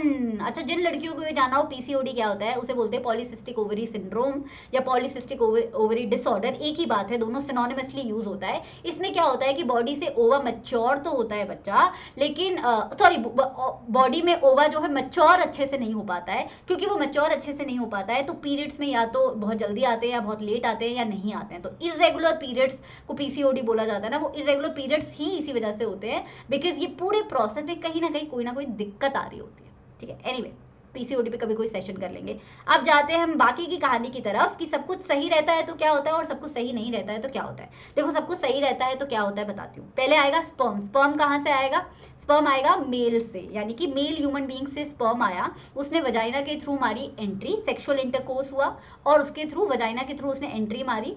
वजाइना ने रिसीव किया स्पर्म को, वजाइना ने बोला तुम्हारी जगह यहाँ पे नहीं है, ऊपर चलो ऊपर चलो। तो वजाइना से सर्विस में गया आपका स्पर्म। स्पर्म को बहुत मोटिलिटी मिली हुई है ऑलरेडी, स्पर्म को एनर्जी ऑलरेडी मिली हुई है, वो तड़बड़ ऊपर चला जाता है। वो जाता है फलोपियन ट्यूब में। फलोपियन ट्यूब में उससे मिलता है मैच्योर्ड ओवा। मैच्योर्ड ओवा के साथ वो फर्टिलाइजेशन दिखाता है और जाइगोट बना लेता है। जाइगोट फिर डिवाइड करना शुरू करता है, 4 सेल स्टेज, 8 सेल स्टेज, ये भी क्लास 11th में पढ़ोगे। जब वो एक पर्टिकुलर मैच्योर स्टेज में आ जाता है, एक पर्टिकुलर स्टेज में, तो उसे एम्ब्रियो बोल दिया जाता है। जाइगोट मैच्योर मतलब डिवाइड हो के एम्ब्रियो बना लेता है। एम्ब्रियो वहां से फलोपियन ट्यूब से ये जाइगोट जो है एनीवे थोड़ा थोड़ा डिवाइड करते करते ना मूव कर रहा होता है, और एम्ब्रियो बाद में जाके फलोपियन ट्यूब में इम्प्लांट नहीं होता, क्योंकि फलोपियन ट्यूब तो कितनी पतली सी जगह है, यहाँ पे कहाँ से बेबी ग्रो करेगा, है ना। एम्ब्रियो इम्प्लांट होता है आपका यूट्रस में, और यूट्रस में बच्चे के लिए लगा हुआ है गद्दा। गद्दे में है बहुत सारा न्यूट्रिशन, इस गद्दे को बोला जाता है एंडोमेट्रिटियम। तो जो यूट्रस की लाइनिंग है वो जब ये एम्ब्रियो इम्प्लांट होता है तो वो और थिक होनी शुरू हो जाती है, वो और ग्रो होनी शुरू हो जाती है, ताकि फीटस को नरिशमेंट मिलता रहे, फीटस को जो है प्रोटेक्शन मिलता रहे। एम्ब्रियो को धीरे धीरे फीमेल बॉडी से न्यूट्रिशन मिलता रहता है। इसमें प्लासेंटा का भी बहुत बड़ा फंक्शन है, आप जानते ही हो। प्लासेंटा क्या करता है, प्लासेंटा बेबी से जो भी एक्सक्रीटा होता है, CO2 बेबी प्रोड्यूस करता है या बेबी वेस्ट प्रोड्यूस करता है, वो फीमेल बॉडी को वो ट्रांसफर करता है ताकि फीमेल बॉडी के थ्रू वो सारा वेस्ट प्रोडक्ट फ्लश हो पाए, और फीमेल बॉडी से जो अच्छी अच्छी चीजें होती हैं जैसे कि ऑक्सीजन और न्यूट्रिशन, वो प्लासेंटा जो है वो बेबी को देता रहता है। ऐसे ही तो एम्ब्रियो ग्रो करके बेबी बनाता है ना। बट एनीवे, तो एम्ब्रियो इम्प्लांट हुआ यूट्रस में। यूट्रस में एम्ब्रियो ग्रो किया, ग्रो करके बनाया उसने फीटस, और फीटस बोलो बेबी बोलो एक ही बात है। और वो फीटस को नरिशमेंट कहाँ से मिलता है बच्चा, कहीं ऊपर से नहीं मिलता, नरिशमेंट मिलता है मम्मा की बॉडी से। ये तो तब है जब सब कुछ सही रहा। मान लो कोई कॉन्ट्रासेप्टिव मेथड यूज किया जा रहा था, या ऐसे भी लक बाय चांस हुआ कि फर्टिलाइजेशन अच्छे से नहीं हुआ, या जो फीमेल थी उसके ओवम में कोई प्रॉब्लम थी, या जो मेल था उसके स्पर्म में कोई प्रॉब्लम थी, तो फर्टिलाइजेशन फेल हो जाता है। और वैसे भी जब आप सेक्सुअली एक्टिव नहीं होते हो तो फर्टिलाइजेशन फेल हो जाता है। जब फर्टिलाइजेशन फेल हो जाता है तो क्या होता है, स्पर्म मिल नहीं रहा है, ओवा हमारा बैठा हुआ है मैच्योर होके हमारा फेलोपियन ट्यूब में, ओवा कह रहा है स्पर्म अभी आएगा अभी आएगा अभी आएगा, स्पर्म आ नहीं रहा है। और यूट्रस जो है अपनी लाइनिंग को और गद्देदार हर महीने बनाए जा रहा है, एंडोमेट्रियम गद्देदार बनी जा रही है कि स्पर्म अभी आएगा, फर्टिलाइजेशन होगा, जाइगोट होगा, एम्ब्रियो होगा, एम्बेड होगा, नहीं हो रहा है कुछ भी उसमें से। तो वेट किया जाता है, 2-3 दिन वेट करता है आपका मैच्योर्ड होगा। फिर जब उसे लगता है कि अभी इंतजार करके कोई फायदा नहीं है, कोई स्पर्म आने वाला नहीं है because the female is not sexually active, तो फिर क्या होता है कि ये जो एंड्रोमेट्रियम है वो अपने आप को शेड कर देती है। भाई बॉडी में रख के क्या करोगे ना एंड्रोमेट्रियम, अगले महीने फिर से यही प्रोसीजर स्टार्ट होता है? एंडोमेट्रियम शेड करती है जो ब्लड वेसल्स रेप्चर करती हैं, इसीलिए वजाइना के थ्रू ब्लड फ्लो होता है जिसे हम पीरियड्स बोलते हैं। तो सक्सेसफुल हुआ तो बेबी बनेगा, फर्टिलाइजेशन सक्सेसफुल हुआ, फर्टिलाइजेशन सक्सेसफुल नहीं हुआ तो पीरियड्स आएंगे। ठीक है जी, चलिए अब जाते हैं हम last part of the chapter जिसमें है sexual transmitted disease and also your STDs. नहीं, एसटीडीज और सेक्सुअल ट्रांसमिटेड एक ही हो गया, और क्या था, methods of contraception. Anyway, STD क्या होता है? एसटीडी वो बीमारियां होती हैं जो सेक्सुअली फैल सकती हैं। इसका मतलब ये नहीं है कि ये बीमारी किसी और तरीके से नहीं फैल सकती हैं। ये बीमारियां, इसमें से कुछ बीमारियां हैं जो सिर्फ सेक्सुअली फैलती हैं, कुछ बीमारियां हैं जो सेक्सुअली और भी अलग तरीके से भी फैल सकती हैं। फॉर एग्जाम्पल एचआईवी सेक्सुअली भी फैल सकता है। एचआईवी इन्फेक्टेड निडल्स और इन्फेक्टेड रेजर्स वगैरह की वजह से भी फैल सकता है। Let me tell you, HIV saliva के थ्रू नहीं फैलता है। हैंडशेक, हग, इस सब से HIV नहीं फैलता है। जब मैं क्लास 10th में थी मैं बहुत पैरानॉइड रहती थी बेफालतू में, तो HIV ऐसे नहीं फैलता है। एनीवे, सो ऐसा कोई भी इन्फेक्शन जो सेक्सुअल कांटेक्ट के थ्रू फैल सकता है, ऐसा कोई भी बैक्टीरियल, वायरल, पैरासिटिक इन्फेक्शन, उसको आप सेक्सुअली ट्रांसमिटेड डिसीज बोलते हो। क्लमाइडियासिस यानी कि chlamydia, hepatitis B, HIV, syphilis, gonorrhoea, genital herpes, all of these are types of STD. इन सब एसटीडीज की कुछ कॉमन सिम्टम्स होते हैं। सबसे कॉमन सिस्टम होता है irritation in your reproductive parts, जैसे कि पीनिस पे इरिटेशन या फिर वजाइना में इरिटेशन। तो इरिटेशन को लाइटली नहीं लेना चाहिए। वैसे इरिटेशन गर्मियों में ऑलरेडी हो जाती है क्योंकि हम डिहाइड्रेटेड रहते हैं, लेकिन परसिस्टेंट इरिटेशन को लाइटली नहीं लेना चाहिए if somebody is sexually active, right. तो ये कुछ कॉमन चीज़ें होती है। इरिटेशन होना, वहाँ से ज़्यादा फ्लूइड निकलना, वजाइना में से ज़्यादा फ्लूइड का डिस्चार्ज जो है बढ़ जाता है, बढ़ता ही हमेशा, यूजुअली घटता नहीं है। एसटीडीज होती है तो बढ़ता ही है। तो ये कुछ कॉमन सिस्टम है। फीमेल्स में जो है फिर भी ज़्यादा देखने को मिल जाते हैं एसटीडी के सिस्टम। मेल्स में जो है एसटीडी के सिस्टम बहुत ज़्यादा देखने को नहीं मिलते हैं।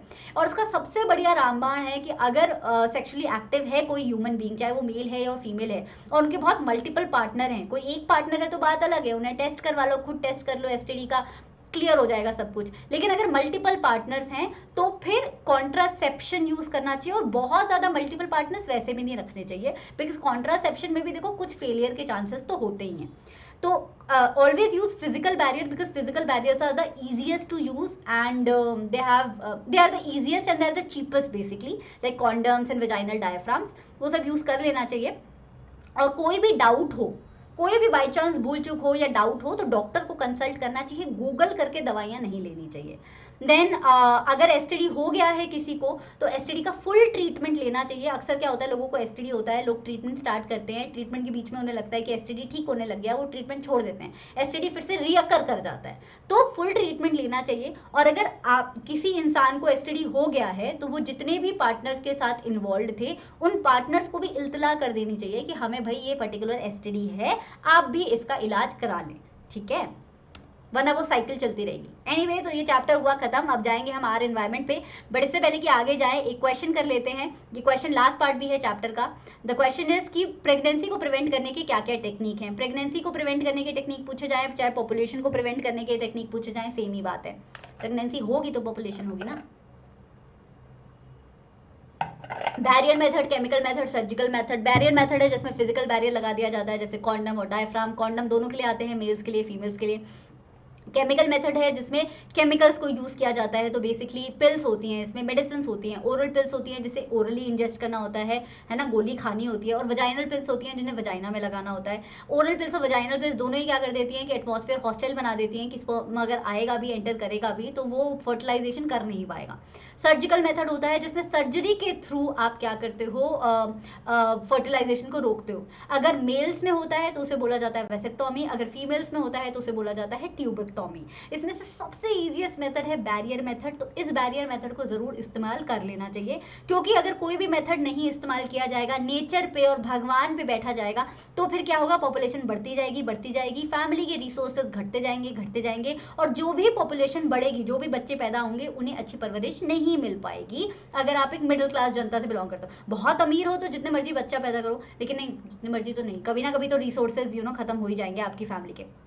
एनीवे, दूसरा सबसे अच्छी बात है कि अगर आप इन मेथड्स में से कोई भी मेथड यूज करेंगे तो अनवांटेड प्रेगनेंसी को अवॉइड किया जा सकता है। Nobody wants an unwanted pregnancy, तो सबसे बढ़िया है, like I am always saying, barrier method by using a condom और a diaphragm, both for males and females.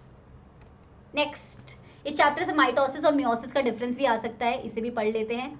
Mitosis 1 division होता है, मियोसिस के 2 फेजेस होते हैं। माइटोसिस में 2 डॉटर सेल्स बनते हैं, मियोसिस में 4 डॉटर सेल्स बनते हैं। माइटोसिस में डिप्लॉइड सेल्स बनते हैं, मियोसिस में हैप्लॉइड बनते हैं। माइटोसिस में क्रोमोसोम का नंबर पेरेंट सेल और डॉटर सेल में सेम रहता है, मियोसिस में आधा हो जाता है। माइटोसिस सोमैटिक सेल्स में होता है, मियोसिस सेक्स सेल्स में होता है।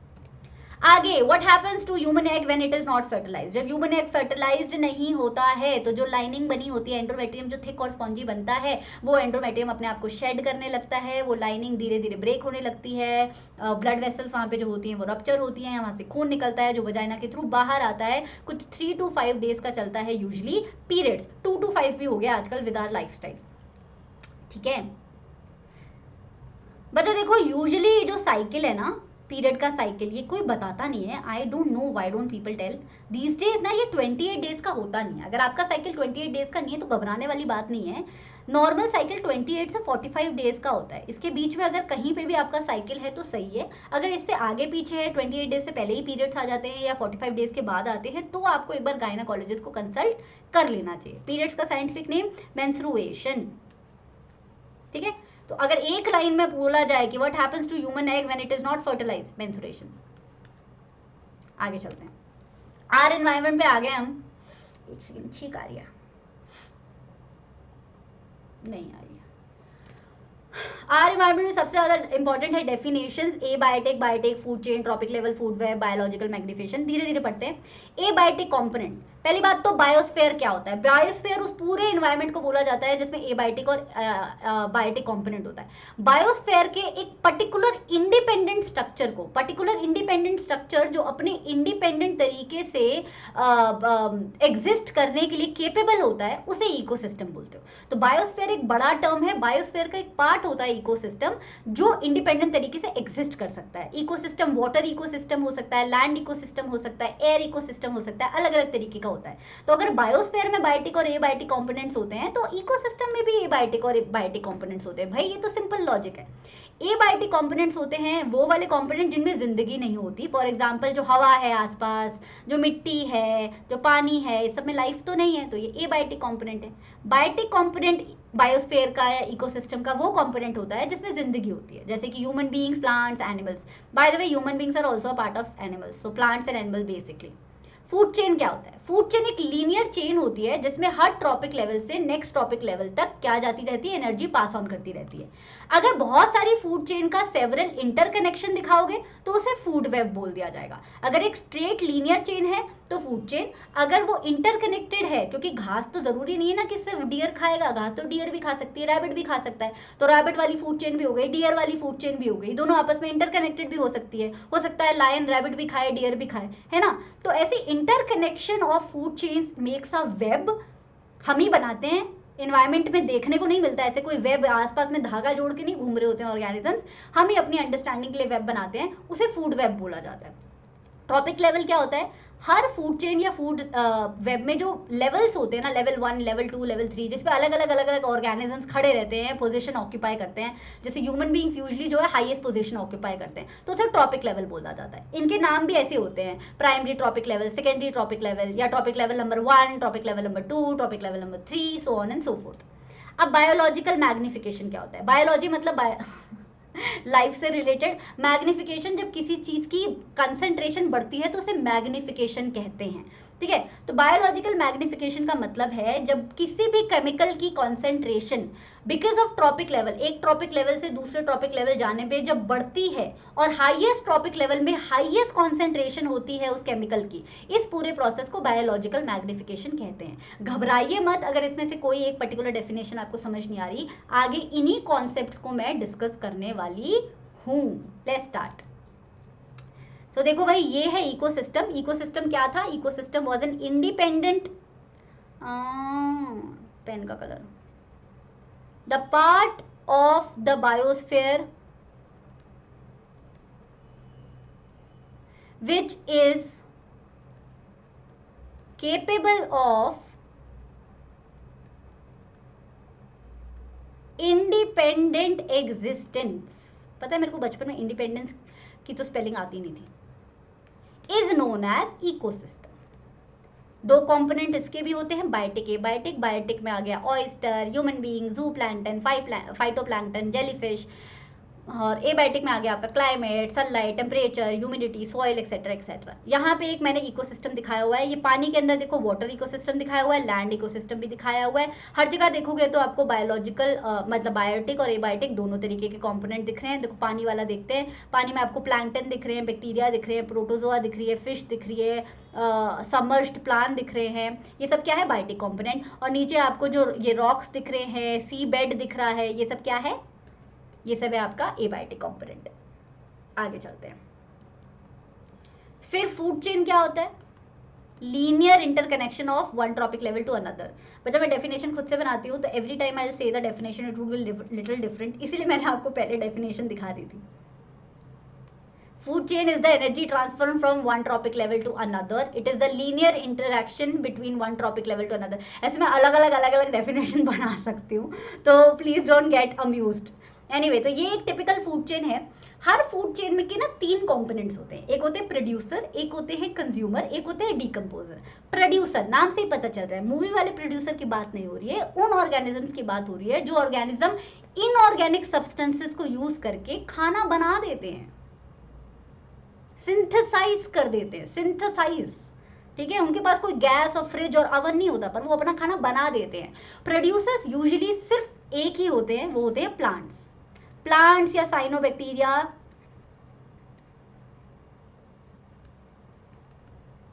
को प्रोड्यूसर्स बोला जाता है। प्रोड्यूसर फूड चेन में पहले लेवल पे आते हैं, क्योंकि प्रोड्यूसर ही वो जो है खाना बना रहे हैं। यही जो खाना बन रहा है, इसी की एनर्जी जो है बाकी फूड चेन में धीरे धीरे ट्रांसफर करेगी। अगर प्रोड्यूसर ना हो दुनिया में तो फूड चेन एग्जिस्ट करना किसी ना किसी दिन बंद कर देंगी, और फूड चेन एग्जिस्ट कर दिया तो अर्थ क्या हो जाएगा? बैरन प्लैनेट हो जाएगा, लाइफलेस प्लैनेट हो जाएगा, राइट? तो producers are very important. Most of the producers show photosynthesis, sunlight वगैरह को यूज करके वो खाना बनाते हैं ना, लाइफ प्रोसेसेस में पढ़ रखा है, उसी की बात है।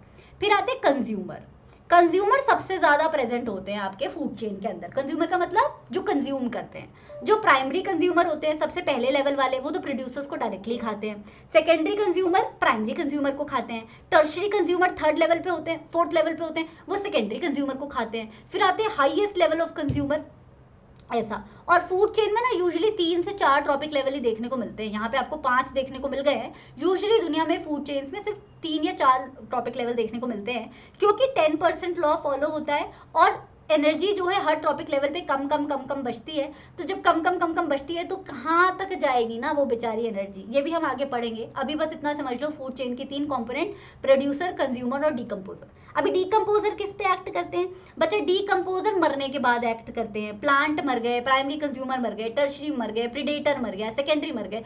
जब ये पूरी फूड चेन के हर ट्रॉपिक लेवल से जो ऑर्गेनिजम्स हैं वो मर जाते हैं, डेड और डिके हो जाते हैं, उन पे एक्ट करते हैं डीकम्पोजर्स। और डीकम्पोजर्स क्या करते हैं? उनकी बॉडी को, उनके ऑर्गेनिक मैटर, बॉडी तो ऑर्गेनिक मैटर की बनी होती है ना, उनकी बॉडी को ब्रेक डाउन करके सिंपल इनऑर्गेनिक सब्सटेंसेस में कन्वर्ट करते हैं। आप देख रहे हो नेचर कितना खूबसूरत है। कंज्यूमर ने क्या किया? इनऑर्गेनिक सब्सटेंसेस को यूज करके खाना बनाया, ऑर्गेनिक कंपाउंड्स बनाए।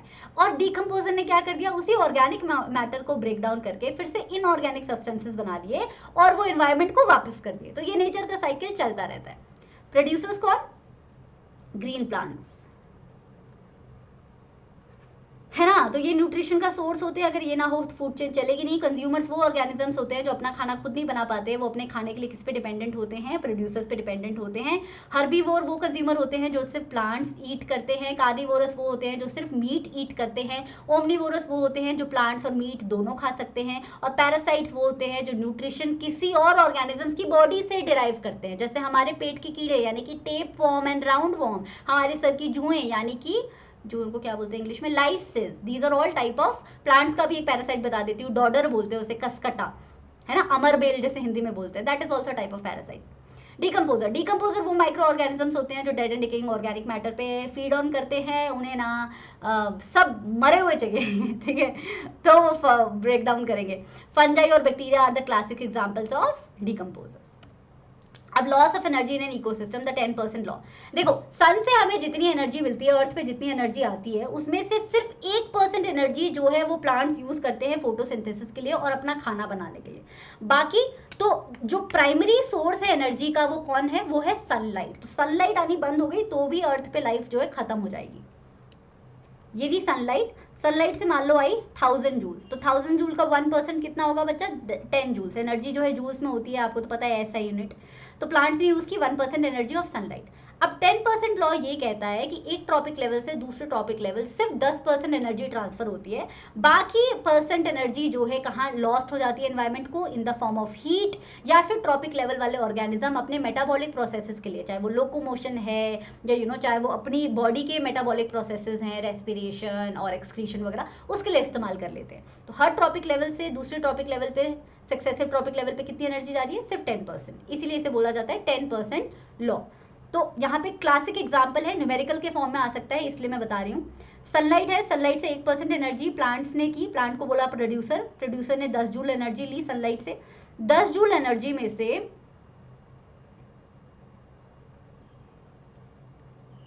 इसको कितनी गई, हिरण को फर्स्ट ट्रॉपिक लेवल पे, कह रही हूँ, सेकंड ट्रॉपिक लेवल पे कितनी गई, प्राइमरी कंज्यूमर ने की, उसका 1%, 10 का 1%, 1 जूल।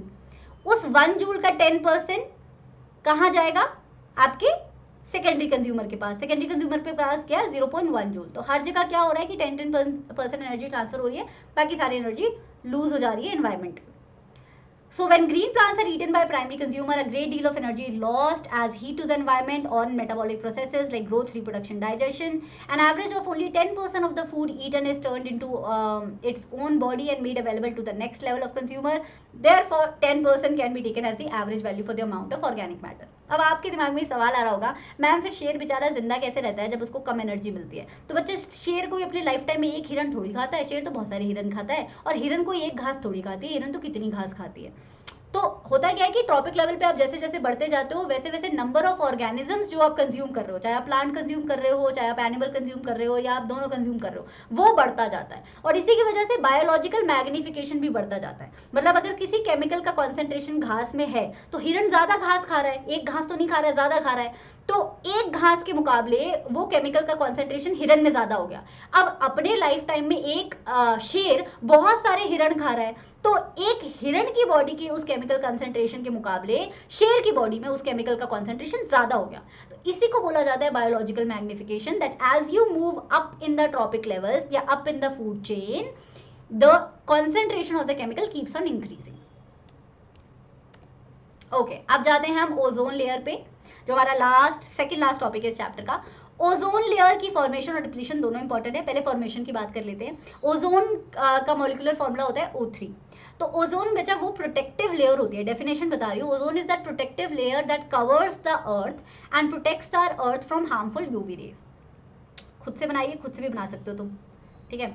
तो ozone is continuously formed by the action of UV rays on molecular oxygen in atmosphere. Atmosphere में क्या है, ऑक्सीजन प्रेजेंट होता है, उस पर यूवी रेज फॉल करती हैं, वो O2 को ब्रेक कर देती है मोनोटैमिक ऑक्सीजन एटम्स में, है ना, सिंगल ऑक्सीजन एटम में ब्रेक कर दिया। फिर ये सिंगल ऑक्सीजन एटम फर्दर जाके किससे मिलते हैं, O2 से मिलते हैं और बना लेते हैं O3। ऐसे तो ओजोन की फॉर्मेशन होती है। अब डिप्लीशन की बात करते हैं। डिप्लीशन में क्या होता है कि कुछ केमिकल्स होते हैं, जैसे कि मान लो क्लोरोफ्लोरोकार्बन। क्लोरोफ्लोरोकार्बन ओजोन पे एक्ट करके ओजोन को ब्रेक कर देते हैं, और यही हमारी हरकतों का ही असर है कि ओजोन इतना ब्रेक हो गया था कि अंटार्कटिका के ऊपर होल बन गया था, ओजोन लेयर ही ब्रेक हो गई थी। अब ओजोन लेयर ब्रेक होगी तो क्या होगा, जो हार्मफुल यूवीए यूवीबी किरणें होती हैं सन की, वो हमारी अर्थ के सरफेस तक पहुंच जाएंगी, और ये हमारे लिए अच्छी नहीं है बच्चा, ये बहुत हार्मफुल है। अल्ट्रावायलेट रेज हार्मफुल हैं, हमें स्किन कैंसर से लेके प्लांट्स के जलने तक, और हर ऑर्गेनिज्म पे इसका असर पड़ेगा, चाहे वो वाटर बेस्ड ऑर्गेनिज्म हो, मतलब एक्वेटिक एनिमल्स हो या एक्वेटिक प्लांट्स हो, या वो टेरेस्ट्रियल प्लांट्स या टेरेस्ट्रियल एनिमल्स हो, या वो ह्यूमन बींग्स क्यों ना हो। यूवी रेज अगर ओजोन लेयर पूरी डिस्ट्रॉय हो गई और यूवी रेज अर्थ पे आए, तो बिल्कुल टाइम नहीं लगेगा अर्थ से लाइफ को खत्म होने के लिए या वाइप आउट होने के लिए, राइट। सो यूवी रेज से प्रोटेक्शन हमारी ओजोन लेयर करती है, and that is why we need to protect our ozone layer. Chlorofluorocarbons जो पहले स्प्रेज में, रेफ्रिजरेटर में, डिओड्रेंट्स में, परफ्यूम्स में आते थे, ये बहुत हार्मफुल हुआ करते थे। फिर धीरे धीरे जनता को समझ आया कि यार ये बहुत गंदी चीज़ है, तो उन्होंने क्या करना शुरू किया कि क्लोरोफ्लोरोकार्बन्स का बैन लगाया। अभी जो रेफ्रिजरेटर्स वगैरह मोस्टली जो मार्केट में मिलते हैं उसमें क्लोरोफ्लोरोकार्बन्स यूज नहीं होता है। तो वी आर ट्राइंग टू, वो अंटार्कटिका के ऊपर जो होल बना था 1980s वगैरह में, वो धीरे धीरे छोटा हो रहा है। बट हमारा इंडस्ट्रियलाइजेशन तो कहीं से रुक नहीं रहा है, पोल्यूशन कहीं से रुक नहीं रहा है, क्लोरोफ्लोरोकार्बन के और भी बहुत सारे सोर्सेज हैं। तो अगर वो नहीं रुका तो there can be a time that ozone layer deplete होनी फिर से शुरू हो जाएगी अच्छे से। Next, method of waste disposal. Waste क्या होता है? ऐसी कोई भी चीज जो आपको नहीं चाहिए, ऐसी कोई भी चीज which can't be used is known as, which you don't want is a waste. Carbon dioxide आपकी बॉडी को नहीं चाहिए, वेस्ट हो गई। यहाँ पे वेस्ट से मतलब है जो वेस्ट हम प्रोड्यूस करते हैं। फिजिकल ऑर्गेनिक वेस्ट भी प्रोड्यूस करते हैं, इनऑर्गेनिक वेस्ट भी प्रोड्यूस करते हैं। ऑर्गेनिक वेस्ट जैसे कि आपके वेजिटेबल पील्स हो गए, या फ्रूट्स के पील्स हो गए, या बीज हो गए, ये सब आपके ऑर्गेनिक वेस्ट में आता है। ये यूजुअली बायोडिग्रेडेबल होते हैं। इनऑर्गेनिक वेस्ट वो होते हैं बच्चा, जैसे कि प्लास्टिक हो गया, आयरन हो गया, इलेक्ट्रॉनिक वेस्ट हो गया। ये चीज़ें जो है मोस्टली नॉन बायोडिग्रेडेबल होती है, राइट। तो जब हम वेस्ट डिस्पोजल की बात करते हैं तो उसमें सबसे पहला मेजर कंपोनेंट होता है सेग्रीगेशन। सबसे पहले अपने कचरे को सेग्रीगेट करना चाहिए कि ये बायोडिग्रेडेबल है कि ये नॉन बायोडिग्रेडेबल है, और बायोडिग्रेडेबल है तो उसे उस तरीके से भेजा जाए, और नॉन बायोडिग्रेडेबल है तो उस तरीके से डिस्पोज किया जाए। अगर बायोडिग्रेडेबल है, अगर किचन वेस्ट है यानी कि वेट वेस्ट है, वेट बायोडिग्रेडेबल वेस्ट, तो बढ़िया है ना, कंपोस्टिंग से आप जो है उसे वेस्ट डिस्पोजल में ला सकते हो। कंपोस्टिंग तो आजकल लोग घरों में ही कर लेते हैं। इनऑर्गेनिक वेस्ट है, नॉन बायोडिग्रेडेबल वेस्ट है, तो लैंडफिल के जरिए आप इस्तेमाल कर सकते हो। मेरा जो इसका लेक्चर था इस चैप्टर का, उसमें मैंने अच्छे से फोटो दिखा दिखा के एक्सप्लेन किया है कि लैंडफिल क्या होता है, इंसिनरेशन क्या होता है, वेस्ट कॉम्पैक्शन क्या होता है। यूजुअली इस पे क्वेश्चंस आते नहीं हैं, बट फिर भी वेस्ट डिस्पोजल वाला टॉपिक बहुत इंपॉर्टेंट है। स्ट्रेट क्वेश्चन आएगा अगर इस पे आया तो, that describe 3 method of waste disposal. आप उसमें कोई भी 3 मेथड लगा सकते हो। बायोगैस तो आपको पता ही है, ऑर्गेनिक वेस्ट को यूज़ करके बायोगैस प्रोड्यूस की जाती है। बायोगैस से जो है लोगों के घरों में भी एनर्जी मिलती है, और बायोगैस के बाद जो बचता है वो खाद की तरह भी यूज़ हो जाता है खेतों में। तो बायोगैस प्लांट्स तो बहुत ही अच्छी चीज़ है। किस दिन टाइम मिला तो मैं किसी बायोगैस प्लांट जाके आपको ज़रूर दिखाऊंगी कि कैसा होता है। बट एनीवे, कुछ क्वेश्चंस कर लेते हैं इस चैप्टर के। Biodegradable and non biodegradable, as easy as it is, it can still come in your exam. Biodegradable pollutant या वेस्ट वो चीजें होती हैं जो एनवायरमेंट में माइक्रो ऑर्गेनिज्म के एक्शन से ब्रेक डाउन हो सकती हैं नॉन पॉइजनस सब्सटेंसेज में। नॉन बायोडिग्रेडेबल वो चीजें होती हैं जो डिग्रेड ही नहीं होती हैं एनवायरमेंट में माइक्रो ऑर्गेनिजम्स के एक्शन से, या फिर उन्हें सैकड़ों साल लग जाते हैं। तो सैकड़ों साल में डिग्रेड हो रही है और हम 2 मिनट में कचरा मचा रहे हैं, that's not justified, right. Biodegradable pollutants जो हैं वो रिसाइकिल भी किए जा सकते हैं, उनसे कंपोस्टिंग वगैरह भी हो सकती है, उनसे बायोगैस वगैरह भी बन सकती है। नॉन बायोडिग्रेडेबल पॉल्यूटेंट्स जो हैं वो they can be recycle. Actually पिछली बार भी यही प्रॉब्लम था, इस स्लाइड में नहीं है। Non biodegradable, biodegradable depend upon the waste, दोनों में से कुछ भी रिसाइकिल हो सकता है। For example iron is a non biodegradable waste, but iron तो रिसाइकिल हो सकता है। पेप्सी की कैन वगैरह, कोक की कैन वगैरह तो बढ़िया तरीके से रिसाइकिल हो सकती है। ग्लास भी रिसाइकिल हो सकता है। एनीवे, बायोडिग्रेडेबल जो है वो लिविंग थिंग्स से ऑब्टेन किया हुआ वेस्ट होता है मोस्टली। नॉन बायोडिग्रेडेबल होता है नॉन लिविंग चीज़ों से ऑब्टेन किया हुआ वेस्ट, जैसे कि प्लास्टिक, जैसे कि metal. Biodegradable waste environment pollution बहुत ज़्यादा क्रिएट करता है, सॉरी बिल्कुल क्रिएट नहीं करता है, बहुत मिनिमम क्रिएट करता है। नॉन बायोडिग्रेडेबल क्योंकि उसे डिग्रेड होने में सैकड़ों साल लग जाते हैं, तब तक वो एनवायरमेंट को खराब करता रहता है, तो it is very very harmful. Next question है कि डीकंपोजर्स कैसे इकोसिस्टम का बैलेंस मेंटेन करते हैं, ये बताइए। तो डीकंपोजर का पहले तो फंक्शन लिख दिया कि डीकंपोजर्स वो माइक्रो ऑर्गेनिजम्स होते हैं, मल्टीसेलुलर ऑर्गेनिज्म भी होते हैं, बट यूजुअली माइक्रो ऑर्गेनिजम्स होते हैं। ये वो ऑर्गेनिजम्स होते हैं जो complex dead and decaying organic matter को सिंपल इनऑर्गेनिक सब्सटेंसेज में कन्वर्ट कर देते हैं, और वो इनऑर्गेनिक सब्सटेंसेज मिट्टी में मिल जाते हैं और मिट्टी की फर्टिलिटी भी बढ़ा देते हैं। और डिकम्पोजर आप देखो ना, एनर्जी रिसाइकिल कर रहे हैं। जो एनर्जी उस डेड और डिकेइंग ऑर्गेनिक मैटर में थी, जो ट्रॉपिक लेवल से चली आ रही थी, वो फिर से इकोसिस्टम में मिल जाती है। तो they actually recycle the energy and give it back to the environment. So these are the 2 points. Now the third chapter is heredity and evolution. Evolution वाला पार्ट तो कट ही गया है, हेरिडिटी बचा है, जल्दी से इसको कर लेते हैं। पहला पार्ट है कि वेरिएशंस क्या होता है। आपने देखा ही, आप पढ़ चुके हो अभी तक कि 2 तरीके का रिप्रोडक्शन होता है, सेक्सुअल और एसेक्सुअल। वेरिएशन होते दोनों में है। वेरिएशन, क्योंकि जो भी रिप्रोडक्शन हो रहा है, रिप्रोडक्शन मतलब एक सेल से दूसरे सेल्स बन रहे हैं, तो डीएनए रेप्लिकेशन तो हो रहा है, डीएनए रेप्लिकेशन के साथ बाकी सेल ऑर्गेनेल्स का भी रेप्लिकेशन हो रहा है, लेकिन डीएनए रेप्लिकेशन में कुछ ना कुछ चेंजेस तो आने हैं। बट क्योंकि सेक्सुअल मोड ऑफ रिप्रोडक्शन में 2 पेरेंट्स इन्वॉल्व होते हैं, तो वहाँ वेरिएशन के चांसेस बहुत ज़्यादा होते हैं और बहुत विजिबल होता है सेक्सुअल मोड ऑफ रिप्रोडक्शन में वेरिएशंस, क्योंकि जो भी प्रोजेनी बनती है, जो भी बच्चे बनते हैं, वो पेरेंट्स से आइडेंटिकल नहीं होते। But A sexual mode of reproduction में क्योंकि एक ही पेरेंट इन्वॉल्व होता है, तो वेरिएशन के चांसेस बहुत कम होते हैं, है ना। 99% से भी 99% से भी ऊपर चांसेस होते हैं कि वेरिएशन नहीं होंगे, लेकिन कुछ chances A sexual mode of reproduction में भी होते हैं वेरिएशन के, बिकॉज डीएनए रेप्लिकेशन कभी भी एग्जैक्टली परफेक्ट नहीं होता है, कुछ ना कुछ तो उसमें गड़बड़ हो ही जाती है। बट एनीवे, वेरिएशन जहां पे भी हो, चाहे वो सेक्शुअल मोड ऑफ रिप्रोडक्शन में हो या ए सेक्शुअल मोड ऑफ रिप्रोडक्शन में हो, ये बहुत जरूरी है। और इसको डिफाइन कैसे करते हो आप? Variation refers to the differences in the characteristics among individual of a species, यानी कि एक ही स्पीसीज में कुछ इंडिविजुअल के कुछ कैरेक्टरिस्टिक्स में अगर डिफरेंस है, तो वो वेरिएशन की वजह से आए हैं। आपको सेक्सुअल मोड ऑफ रिप्रोडक्शन वाली पॉपुलेशन में ज्यादा वेरिएशन देखने को मिलते हैं। अब ह्यूमन बींग्स का एग्जांपल ले लो ना, ह्यूमन बींग्स कितने अलग दिखते हैं, यूरोप के human beings Asian human beings से अलग दिखते हैं, चाइनीज पीपल अफ्रीकन लोगों से अलग दिखते हैं। Why? Because sexual mode of reproduction. Variation बहुत जरूरी भी होते हैं, variations are not bad, variations are very very necessary for our survival in the environment, because चीजें जो है एनवायरमेंट में चेंज होती रहती है, एनवायरमेंट हमेशा चेंज होता रहता है। उस एनवायरमेंट से आपकी स्पीसीज अडेप्ट करती रहे और आपकी स्पीसीज की पॉपुलेशन मेंटेन रहे दुनिया में, ताकि आपकी कॉन्टिन्यूटी बरकरार रहे, ये सब कुछ डिपेंड करता है वेरिएशन पे। जब एक फेवरेबल वेरिएशन, उस एनवायरमेंट से फेवरेबल वेरिएशन स्पीसीज में इंट्रोड्यूस होती है, तो आपकी कॉन्टिन्यूटी बूस्ट होती है स्पीसीज की, right? They enable the organisms to adapt themselves with the changing environment. Variations are the forms of basis of heredity. Heredity का basis है, evolution का basis है, evolution का basis, evolution क्या होता है? धीरे धीरे स्पीसीज जो है इवॉल्व करती है और नई स्पीसीज बनती है ना, तो ये नई स्पीसीज बनेगी कैसे, जब पुरानी स्पीसीज में धीरे धीरे चेंजेस नहीं आएंगे। वो चेंजेस आते रहते हैं और एक टाइम आता है कि वो चेंजेस एक्यूमुलेट होकर वो स्पीसीज जो बनती है वो पेरेंट स्पीसीज से बिल्कुल अलग ही होती है ना। सो एवोल्यूशन का बेसिस ही आपकी वेरिएशंस है ओवर, ऑब्वियसली ये एक दिन में नहीं होता है, ये across a lots of years होता है, millions of years. They found the raw material for evolution and development of the new species।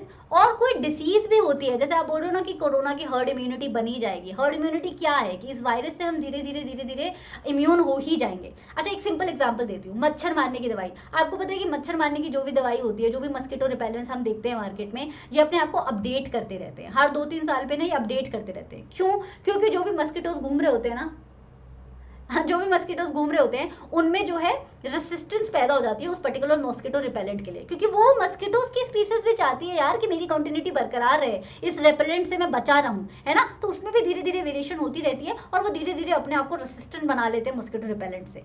तो यही है वेरिएशन की खासियत कि वो आपको डिसीज से बचाती है, आपकी पॉपुलेशन को, आपकी कंटिन्यूटी बरकरार रखती है, एवोल्यूशन का बेसिस होती है। और वेरिएशन के बहुत सारे रीजन हो सकते हैं, environment is just one reason. Environmental changes, mutation यानी कि जेनेटिक चेंजेस को म्यूटेशन बोला जाता है, ये आप क्लास 11th में बहुत अच्छे से पढ़ोगे। सिंगल पॉइंट म्यूटेशन मतलब बहुत ही अच्छे से पढ़ोगे, थैलेसीमिया क्या क्या एग्जाम्पल के साथ नहीं पढ़ोगे, सिकल सेल एनीमिया, ठीक है। तो म्यूटेशन वगैरह is one factor जिससे वेरिएशन होती है। Environmental changes is also another cause for variation. DNA replication या डीएनए कॉपिंग में जो चेंजेस आ रहे हैं, that is also a cause of variation. There are very several causes of variation. Anyway, अब आगे जाने से पहले कुछ टर्म्स हैं जो हमें पता होनी चाहिए, उन टर्म्स को मैं एक्सप्लेन कर देती हूँ। ऑब्वियसली डेफिनेशन में दूंगी आपको, चैप्टर के लास्ट में एक चार्ट दे दूंगी, बट जो अंडरस्टैंडिंग है वो होनी चाहिए। तो मुझे लगता है कि वो अंडरस्टैंडिंग पहले आपकी बिल्ड हो जाएगी ना, तो चैप्टर में जब ये टर्म्स आएंगी तो आपको ये अच्छे से समझ आएंगी। अच्छा, सेल होता है, ये तो क्लास 9th में ही पढ़ लिया था। सेल के अंदर न्यूक्लियस होता है, न्यूक्लियस के अंदर क्रोमोसोम होते हैं। क्रोमोसोम किससे बने होते हैं? क्रोमेटिन थ्रेड से बने होते हैं। क्रोमेटिन थ्रेड किससे बना होता है? डीएनए से बना होता है ना। वो क्रोमेटिन थ्रेड कंडेंस होकर क्रोमोसोम बनाते हैं, डीएनए कंडेंस होकर क्रोमेटिन थ्रेड बनाता है, क्रोमेटिन कंडेंस होकर क्रोमोसोम बनाता है। अभी डीएनए की बात करते हैं। डीएनए आपको पता है ये तो बेसिस है हेरिडिटी का, ये तो बेसिस है पूरे रिप्रोडक्शन का, चाहे वो एसेक्सुअल हो चाहे सेक्सुअल मोड ऑफ रिप्रोडक्शन हो। आपको पता है कि डीएनए कॉपिंग से ही बॉडी में प्रोटीन फॉर्मेशन होती है। अभी क्या हर प्रोटीन के लिए एक ही स्पेसिफिक डीएनए होता है? The answer to that is no. DNA के ऊपर स्पेसिफिक साइट्स होती हैं बच्चा। अगर ये डीएनए है तो उसकी कुछ स्पेसिफिक साइट्स होती हैं, जो स्पेसिफिक साइट एक स्पेसिफिक प्रोटीन के लिए एनकोडेड होती हैं।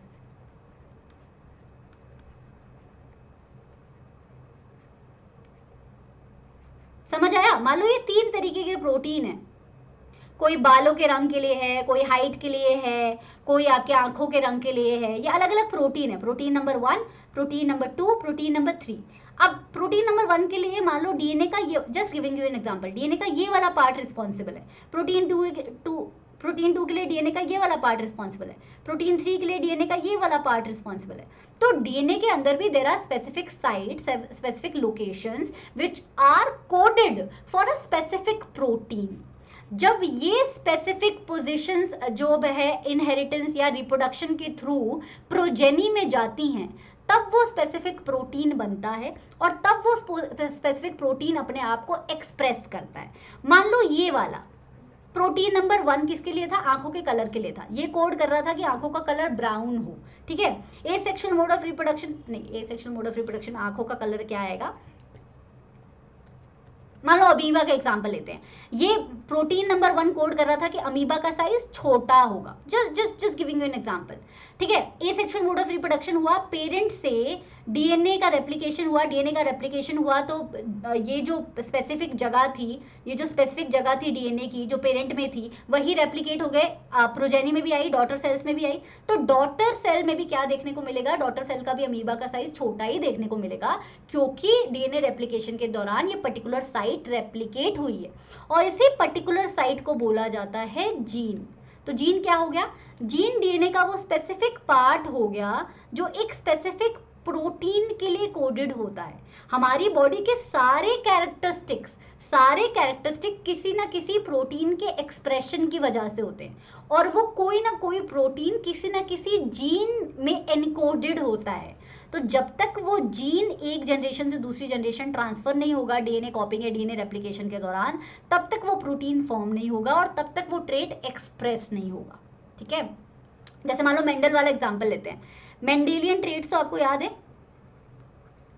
आगे पढ़ाएंगे, पर मेंडेलियन ट्रेट्स तो आपको पता है ना कि पी प्लांट्स में उसने कई सारे ट्रेट देखे थे। सीड था, सीड या तो राउंड था या तो येलो था। तो सीड, ये एक ट्रेट हो गया ना कि सीड किस तरीके का दिखेगा, या तो सीड राउंड दिखेगा या तो सीड येलो दिखेगा। इसको तो आपने बोल दिया ट्रेट। फीचर्स जो भी होते हैं ऑर्गेनिज्म के, उसे ट्रेट बोल दिया, है ना। ये जो ट्रेट हैं ये एनकोडेड कैसे हैं? ये एनकोडेड हैं जीन्स की वजह से। आपको पता है कि ह्यूमन बींग्स में क्या होता है? 23 पेयर ऑफ क्रोमोसोम होते हैं,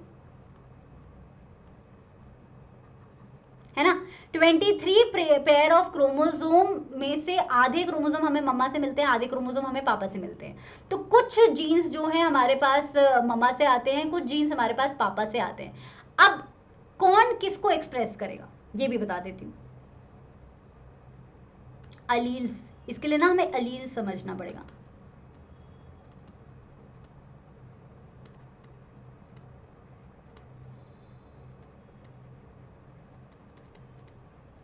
इस डेफिनेशन को याद रखना, ये एलील की सिंपलेस्ट डेफिनेशन है बच्चा। बहुत ज्यादा घुमावदार डेफिनेशन में जाओगे एलील कभी समझ नहीं आएगा। दोबारा से बताती हूँ। ट्रेट तो आपको समझ आ गया, जो फीचर्स आपको देखने को मिलते हैं, आंखों का रंग, सीड का कलर, सीड की शेप, फ्लावर का कलर, ये सब क्या है? ये ट्रेट्स हैं, राइट। एक ट्रेट्स के अलग अलग फॉर्म्स भी तो हो सकते हैं। जैसे कुछ पी प्लांट्स थे जिनमें राउंड सीड था, कुछ पी प्लांट्स थे जिसमें येलो सीड था, कुछ पी प्लांट्स थे जिसमें वाइट फ्लावर था, कुछ पी प्लांट थे जिसमें आपका वायलेट फ्लावर था। तो ये एक ही चीज के कि फ्लावर का कलर, लेकिन फ्लावर का कलर डिफरेंट तरीके का भी हो सकता है। वो डिफरेंट तरीका, एक पर्टिकुलर ट्रेट का डिफरेंट फॉर्म, जैसे हाइट का डिफरेंट फॉर्म डॉफ हो गया, टॉल हो गया, मीडियम हाइट हो गई, इस सबको एलील बोला जाता है। हर क्रोमोसोम पेयर में प्रेजेंट होता है, आपको पता है ना। हर ऑर्गेनिज्म की बॉडी में क्रोमोसोम जो है पेयर में प्रेजेंट होता है, unless we are talking about sex cells, अभी उसे हटा दो। तो अगर ये पेयर सेम है, यानी कि same he form of trait है, तो इसे आप बोलोगे होमोलोगस या होमोजाइगस, है ना। अगर ये डिफरेंट है, यानी कि different traits are present, different form of the same traits are present, तो आप इसे बोलोगे हेटेरोजाइगस, राइट। अभी तो क्रोमोसोम की बात हो गई, ये तो अलील की बात हो गई। क्रोमोसोम बना है डीएनए से, डीएनए में स्पेसिफिक साइट्स हैं जीन्स जो स्पेसिफिक प्रोटीन के लिए एनकोड करती हैं। अब बच्चा ये क्रोमोसोम मैंने बोला पेयर्स में प्रेजेंट होता है। अभी जो भी ट्रेट का जो भी अलील अपने आप को एक्सप्रेस कर ले जाएगा, चाहे वो होमोजाइगस सिचुएशन में होते हुए है या हिटेरोजाइगस सिचुएशन में होते हुए है, वो तो डोमिनेंट ट्रेट हो जाएगा। जो ट्रेट अपने आप को एक्सप्रेस तभी करेगा जब वो होमोजाइगस सिचुएशन में हो, उसे आप रिसेसिव ट्रेट बोल दोगे। नहीं आया समझ, कोई बात नहीं, हम आगे जब डेफिनेशन पढ़ेंगे तब भी याद करेंगे। अभी मेरा पॉइंट ये था कि आप ये समझ लो कि डीएनए के स्पेसिफिक पार्ट जो स्पेसिफिक प्रोटीन के लिए एनकोड करते हैं उन्हें जीन्स बोला जाता है। जब ये जीन डीएनए रेप्लिकेशन की वजह से पेरेंट ऑर्गेनिज्म से डॉटर ऑर्गेनिज्म या ऑफस्प्रिंग में आते हैं, तभी प्रोटीन फॉर्मेशन होती है। वही प्रोटीन फॉर्मेशन किसी ना किसी ट्रेट के लिए रिस्पॉन्सिबल होती है, और जो डिफरेंट फॉर्म ऑफ ट्रेट्स होते हैं उन्हें एलील बोला जाता है। ओ थक गई मैं,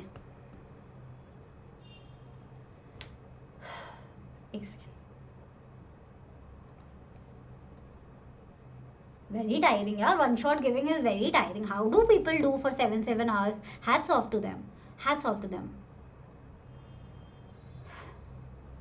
Anyway, what is the difference between inherited and acquired trait? traits क्या होता है वो तो समझ आ गया। ट्रेट्स ऑर्गेनिजम्स के जो कैरेक्टरिस्टिक्स होते हैं, जो फीचर्स होते हैं, उन्हें ट्रेट्स बोला जाता है।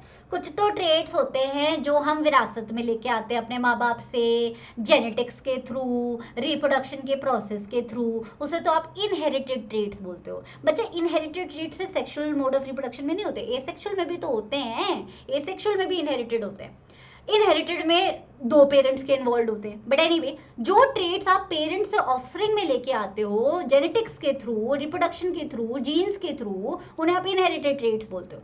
अक्वायर्ड ट्रेट्स वो होते हैं जो ट्रेट्स, जो क्वालिटीज, जो कैरेक्टरिस्टिक्स आप जिंदगी में आप अचीव करते हो। मैंने पढ़ लिख लिया, मेरी लिटरेसी मेरा अक्वायर्ड ट्रेट है, लेकिन मेरे बालों का रंग अक्वायर्ड ट्रेट थोड़ी है, वो तो इनहेरिटेड ट्रेट है। ऐसा थोड़ी है कि मैं बहुत ज्यादा पढ़ लिखती तो मेरे बाल सफेद हो जाते हैं, नहीं, बाल तो सफेद अगर होते तो वो मेरे जेनेटिक्स की वजह से होते हैं, वो मेरे डीएनए कॉम्पोजिशन की वजह से होते हैं, है ना। तो acquired traits are the traits that you acquire, an organism acquires over their period of lifetime. acquired traits नहीं होते हैं ट्रांसफर। क्रिकेटर का बेटा क्रिकेटर बनेगा ऐसा जरूरी नहीं है, या स्विमर का बेटा स्विमर बनेगा ऐसा जरूरी नहीं है, या फिर लॉयर की बेटी लॉयर बनेगी ऐसा जरूरी नहीं है।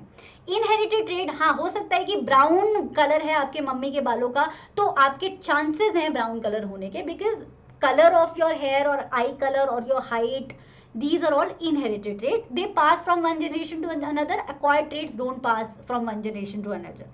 Why? Because acquired trait DNA में कोई चेंज नहीं लाते। आपने तो कोई स्किल एक्वायर की, मैं भी पॉटरी सीख रही हूँ, तो क्या मेरे बच्चे पॉटर बन जाएंगे? नहीं, ऐसा तो नहीं है। लेकिन हो सकता है कि मेरे बच्चे, मेरी हाइट अगर छोटी है तो मेरे बच्चों की भी हाइट छोटी हो, because that's an inherited trait. You get the point, I am over explaining now, let's go ahead. तो अब हम बात करेंगे मेंडल की। मेंडल में तीन चीज़ें इंपॉर्टेंट है, एक तो मोनोहाइब्रिड डाईहाइब्रिड क्रॉस इंपॉर्टेंट है, मेंडल ने पी प्लांट क्यों चूज किया वो इंपॉर्टेंट है, और मेंडल के जो लॉज है वो तो इंपॉर्टेंट ही है। लॉज में बहुत अच्छे से पुनेट स्क्वायर वगैरह बना के नहीं एक्सप्लेन करूंगी क्योंकि सेशन बहुत लंबा हो रहा है, और आई एम श्योर आपको पुनेट स्क्वायर वगैरह बनाने आते हैं। नहीं आते हैं तो मेरा प्लीज हेरिडिटी का सेशन देख लीजिएगा, या जिसको भी फॉलो करते हैं बायोलॉजी के लिए उनका सेशन देख लीजिएगा, बिकॉज अभी सेशन बहुत लंबा हो जाएगा। पर बाकी चीजें एक्सप्लेन कर देती हूँ। मोनोहाइब्रिड कौन, मेंडल तो पता है फादर ऑफ जेनेटिक्स बोला जाता है भाई, फादर ऑफ जेनेटिक्स थे क्या भाई, क्या कमाल चीज की उन्होंने, पी प्लांट यूज करके, साइंस की नॉलेज, मैथमेटिक्स की नॉलेज यूज करके उन्होंने तो लॉज ही दे दिए जेनेटिक्स के, ऐसे लॉज दिए कि जेनेटिक एक फील्ड ऑफ स्टडी बन गई है, और बहुत बड़ी फील्ड ऑफ स्टडी बन गई है बायोलॉजी की। तो hats off to Mendel also. Anyway, तो मेंडल ने अपने लॉस देने के लिए, जेनेटिक्स के लॉस देने के लिए दो तरीके के क्रॉसेस किए थे। क्रॉस तो आप जानते हो ना, सेल्फ पॉलिनेशन, क्रॉस पॉलिनेशन, वो तो आप सब जानते ही हो। एक तो उन्होंने किया था मोनोहाइब्रिड क्रॉस, एक उन्होंने किया था dihybrid cross.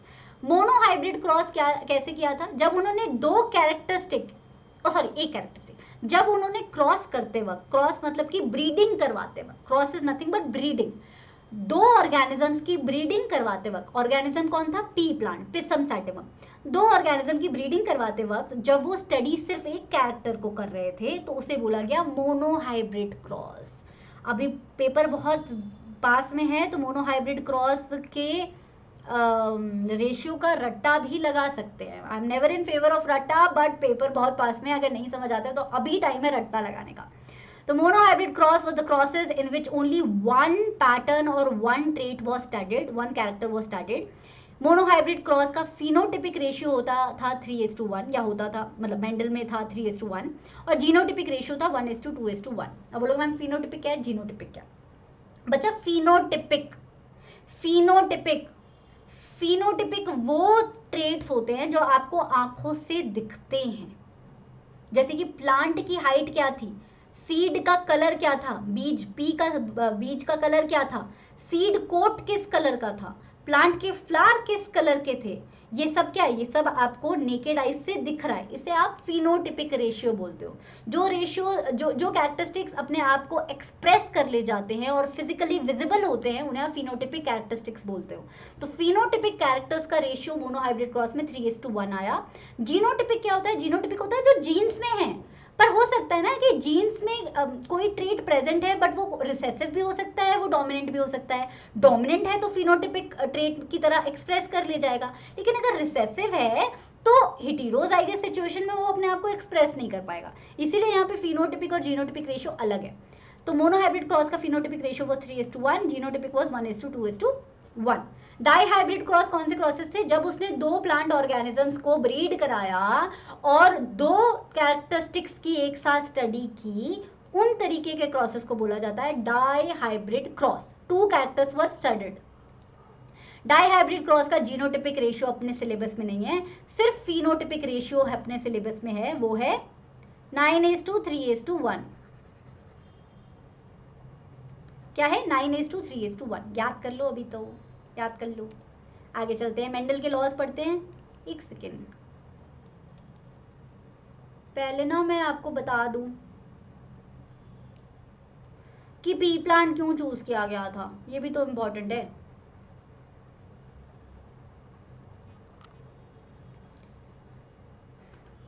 Why did Mendel choose pea plant?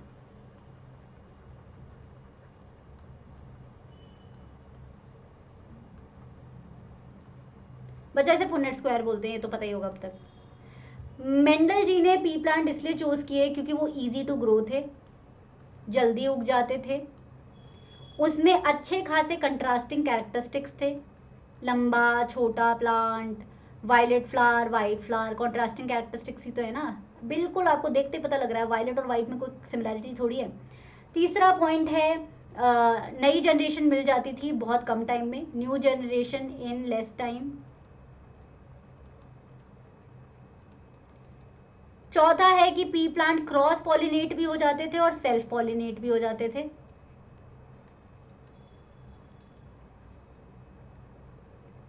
और एक और बता दूं, इतने आएंगे नहीं पेपर में, बट एक और लिख लो कि प्योर ब्रीडिंग प्लांट अटेन करना, यानी कि होमोजाइगस सिचुएशन में प्लांट अटेन करना इजी था. प्योर ब्रीडिंग प्लांट्स अटेन करना इजी टू अटेन. कितनी गंदी हैंड राइटिंग है ना मेरी, इतनी गंदी है नहीं, पेन टैबलेट पे आती है. एनीवे, चलिए पी प्लांट क्यों जरूरी थी ये पता चल गया. अभी आगे चलते हैं और मेंडल के लॉज ऑफ इनहेरिटेंस को पढ़ते हैं. तो मेंडल ने 3 लॉ दिए भाई. पहला है law of domination. Law of dominance कहता है कि कुछ ट्रेट्स जो हैं अपने आप को हेटेरोजाइगस या होमोजाइगस सिचुएशन दोनों में एक्सप्रेस कर लेते हैं, वो डोमिनेंट ट्रेट्स होते हैं. कुछ ट्रेट्स अपने आप को सिर्फ और सिर्फ होमोजाइगस सिचुएशन में कर पाते हैं एक्सप्रेस. इसके लिए उसने मोनोहाइब्रिड क्रॉस का इस्तेमाल किया था. मोनोहाइब्रिड किया उसने, क्या लिया कि ट्रू ब्रीडिंग प्लांट लिया. आप कोई भी ट्रू ब्रीडिंग प्लांट ले सकते हो, सीड कलर के बेसिस पे, फ्लावर के बेसिस पे, कोई भी बेसिस पे ले सकते हो, ठीक है. तो उसने यहाँ पे येलो सीड लिया,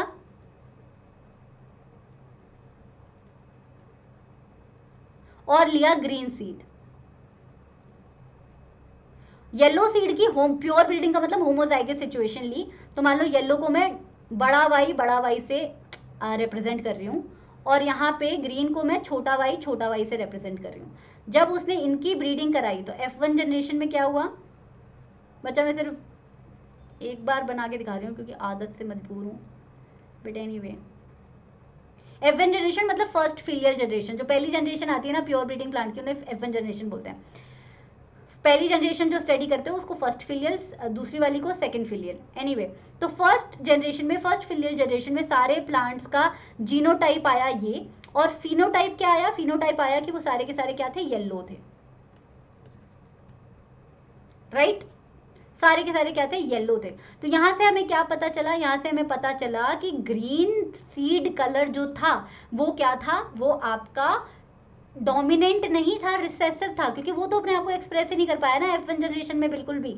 अच्छा F2 जनरेशन की बात करते हैं। F2 जनरेशन में उसने क्या किया कि F1 जनरेशन के प्लांट्स को प्योर ब्रीड कराया, यानी कि सेल्फ ब्रीड कराया। जब वो कराया तो F2 जनरेशन में उसने देखा कि यार ग्रीन सीड कोट एक प्लांट में आ तो गया, लेकिन बाकी सब में येलो सीड कोट था। तो मतलब ग्रीन एज अ ट्रेट अपने आप को सिर्फ तभी एक्सप्रेस कर पाया जब वो होमोजाइगस सिचुएशन में आया। हेटेरोजाइगस सिचुएशन में फिलियल 1 जनरेशन में वो अपने आप को एक्सप्रेस ही नहीं कर पाया। यहीं से आया द लॉ ऑफ डोमिनेंस। दूसरा लॉ है law of segregation. Law of segregation ये कहता है कि जितने भी ट्रेट्स हों, चाहे वो आंखों का रंग है, चाहे वो बालों का रंग है, चाहे वो हाइट है, जो भी ट्रेट्स हैं आपके, वो ट्रेट्स के जो अलील्स होते हैं, मतलब कि ट्रेट्स के जो डिफरेंट फॉर्म्स होते हैं, क्योंकि एक फॉर्म हमारे में एक पेरेंट से आता है, दूसरा फॉर्म एक ट्रेट का दूसरे पेरेंट से आता है, तो जो डिफरेंट फॉर्म्स होते हैं हमारे एक पर्टिकुलर ट्रेट के, वो कैसे अपने आप को सेग्रीगेट करेंगे गमीट फॉर्मेशन के दौरान, ये किसी और ट्रेट के एलील्स के सेग्रीगेशन पे डिपेंड नहीं करेगा। इससे अच्छे तरीके से मैं एक्सप्लेन नहीं कर सकती, तो इंग्लिश में बता देती हूँ। लॉ ऑफ सेग्रीगेशन कहता है कि the pair of alleles segregate from each other during meiosis. जब गमीट फॉर्मेशन होती है तो किसी एक ट्रेट के एलील्स अपने आप को सेग्रीगेट करते हैं गमीट फॉर्मेशन के लिए, क्योंकि क्रोमोसोम का नंबर आधा होता है। बट ये प्रक्रिया सारे ट्रेड्स के लिए होती है, लेकिन एक ट्रेड के एक अलील के सेग्रीगेशन की प्रक्रिया दूसरे ट्रेड के अलील्स के सेग्रीगेशन से इंटरलिंक्ड नहीं है, राइट ये बोलता है law of segregation. So a gene exist in more than one form of an allele, different forms of a trait is known as allele. When gametes are produced by meiosis, the allelic pair separate, leaving each gamete with a single allele. Easy. Every organism inherits 2 alleles for each trait. 2 alleles आते हैं क्योंकि एक sperm से आया, एक ova से आया. Sexual mode of reproduction, male gamete, female gamete basically. The 2 alleles of a pair are different, that is one of dominant and one of recessive. ये बोलता है law of segregation.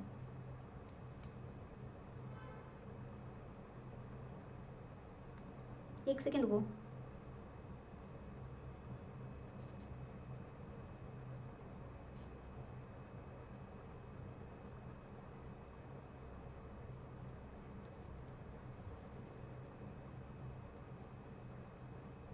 और इजी लैंग्वेज में अगर मैं बताऊं तो मैं यहां लिख देती हूं, when an organism makes gametes, each gamete, each sex cell receives just one copy, one gene copy which is selected randomly. Random selection है, एक दूसरे पे लिंक्ड नहीं है ये सब।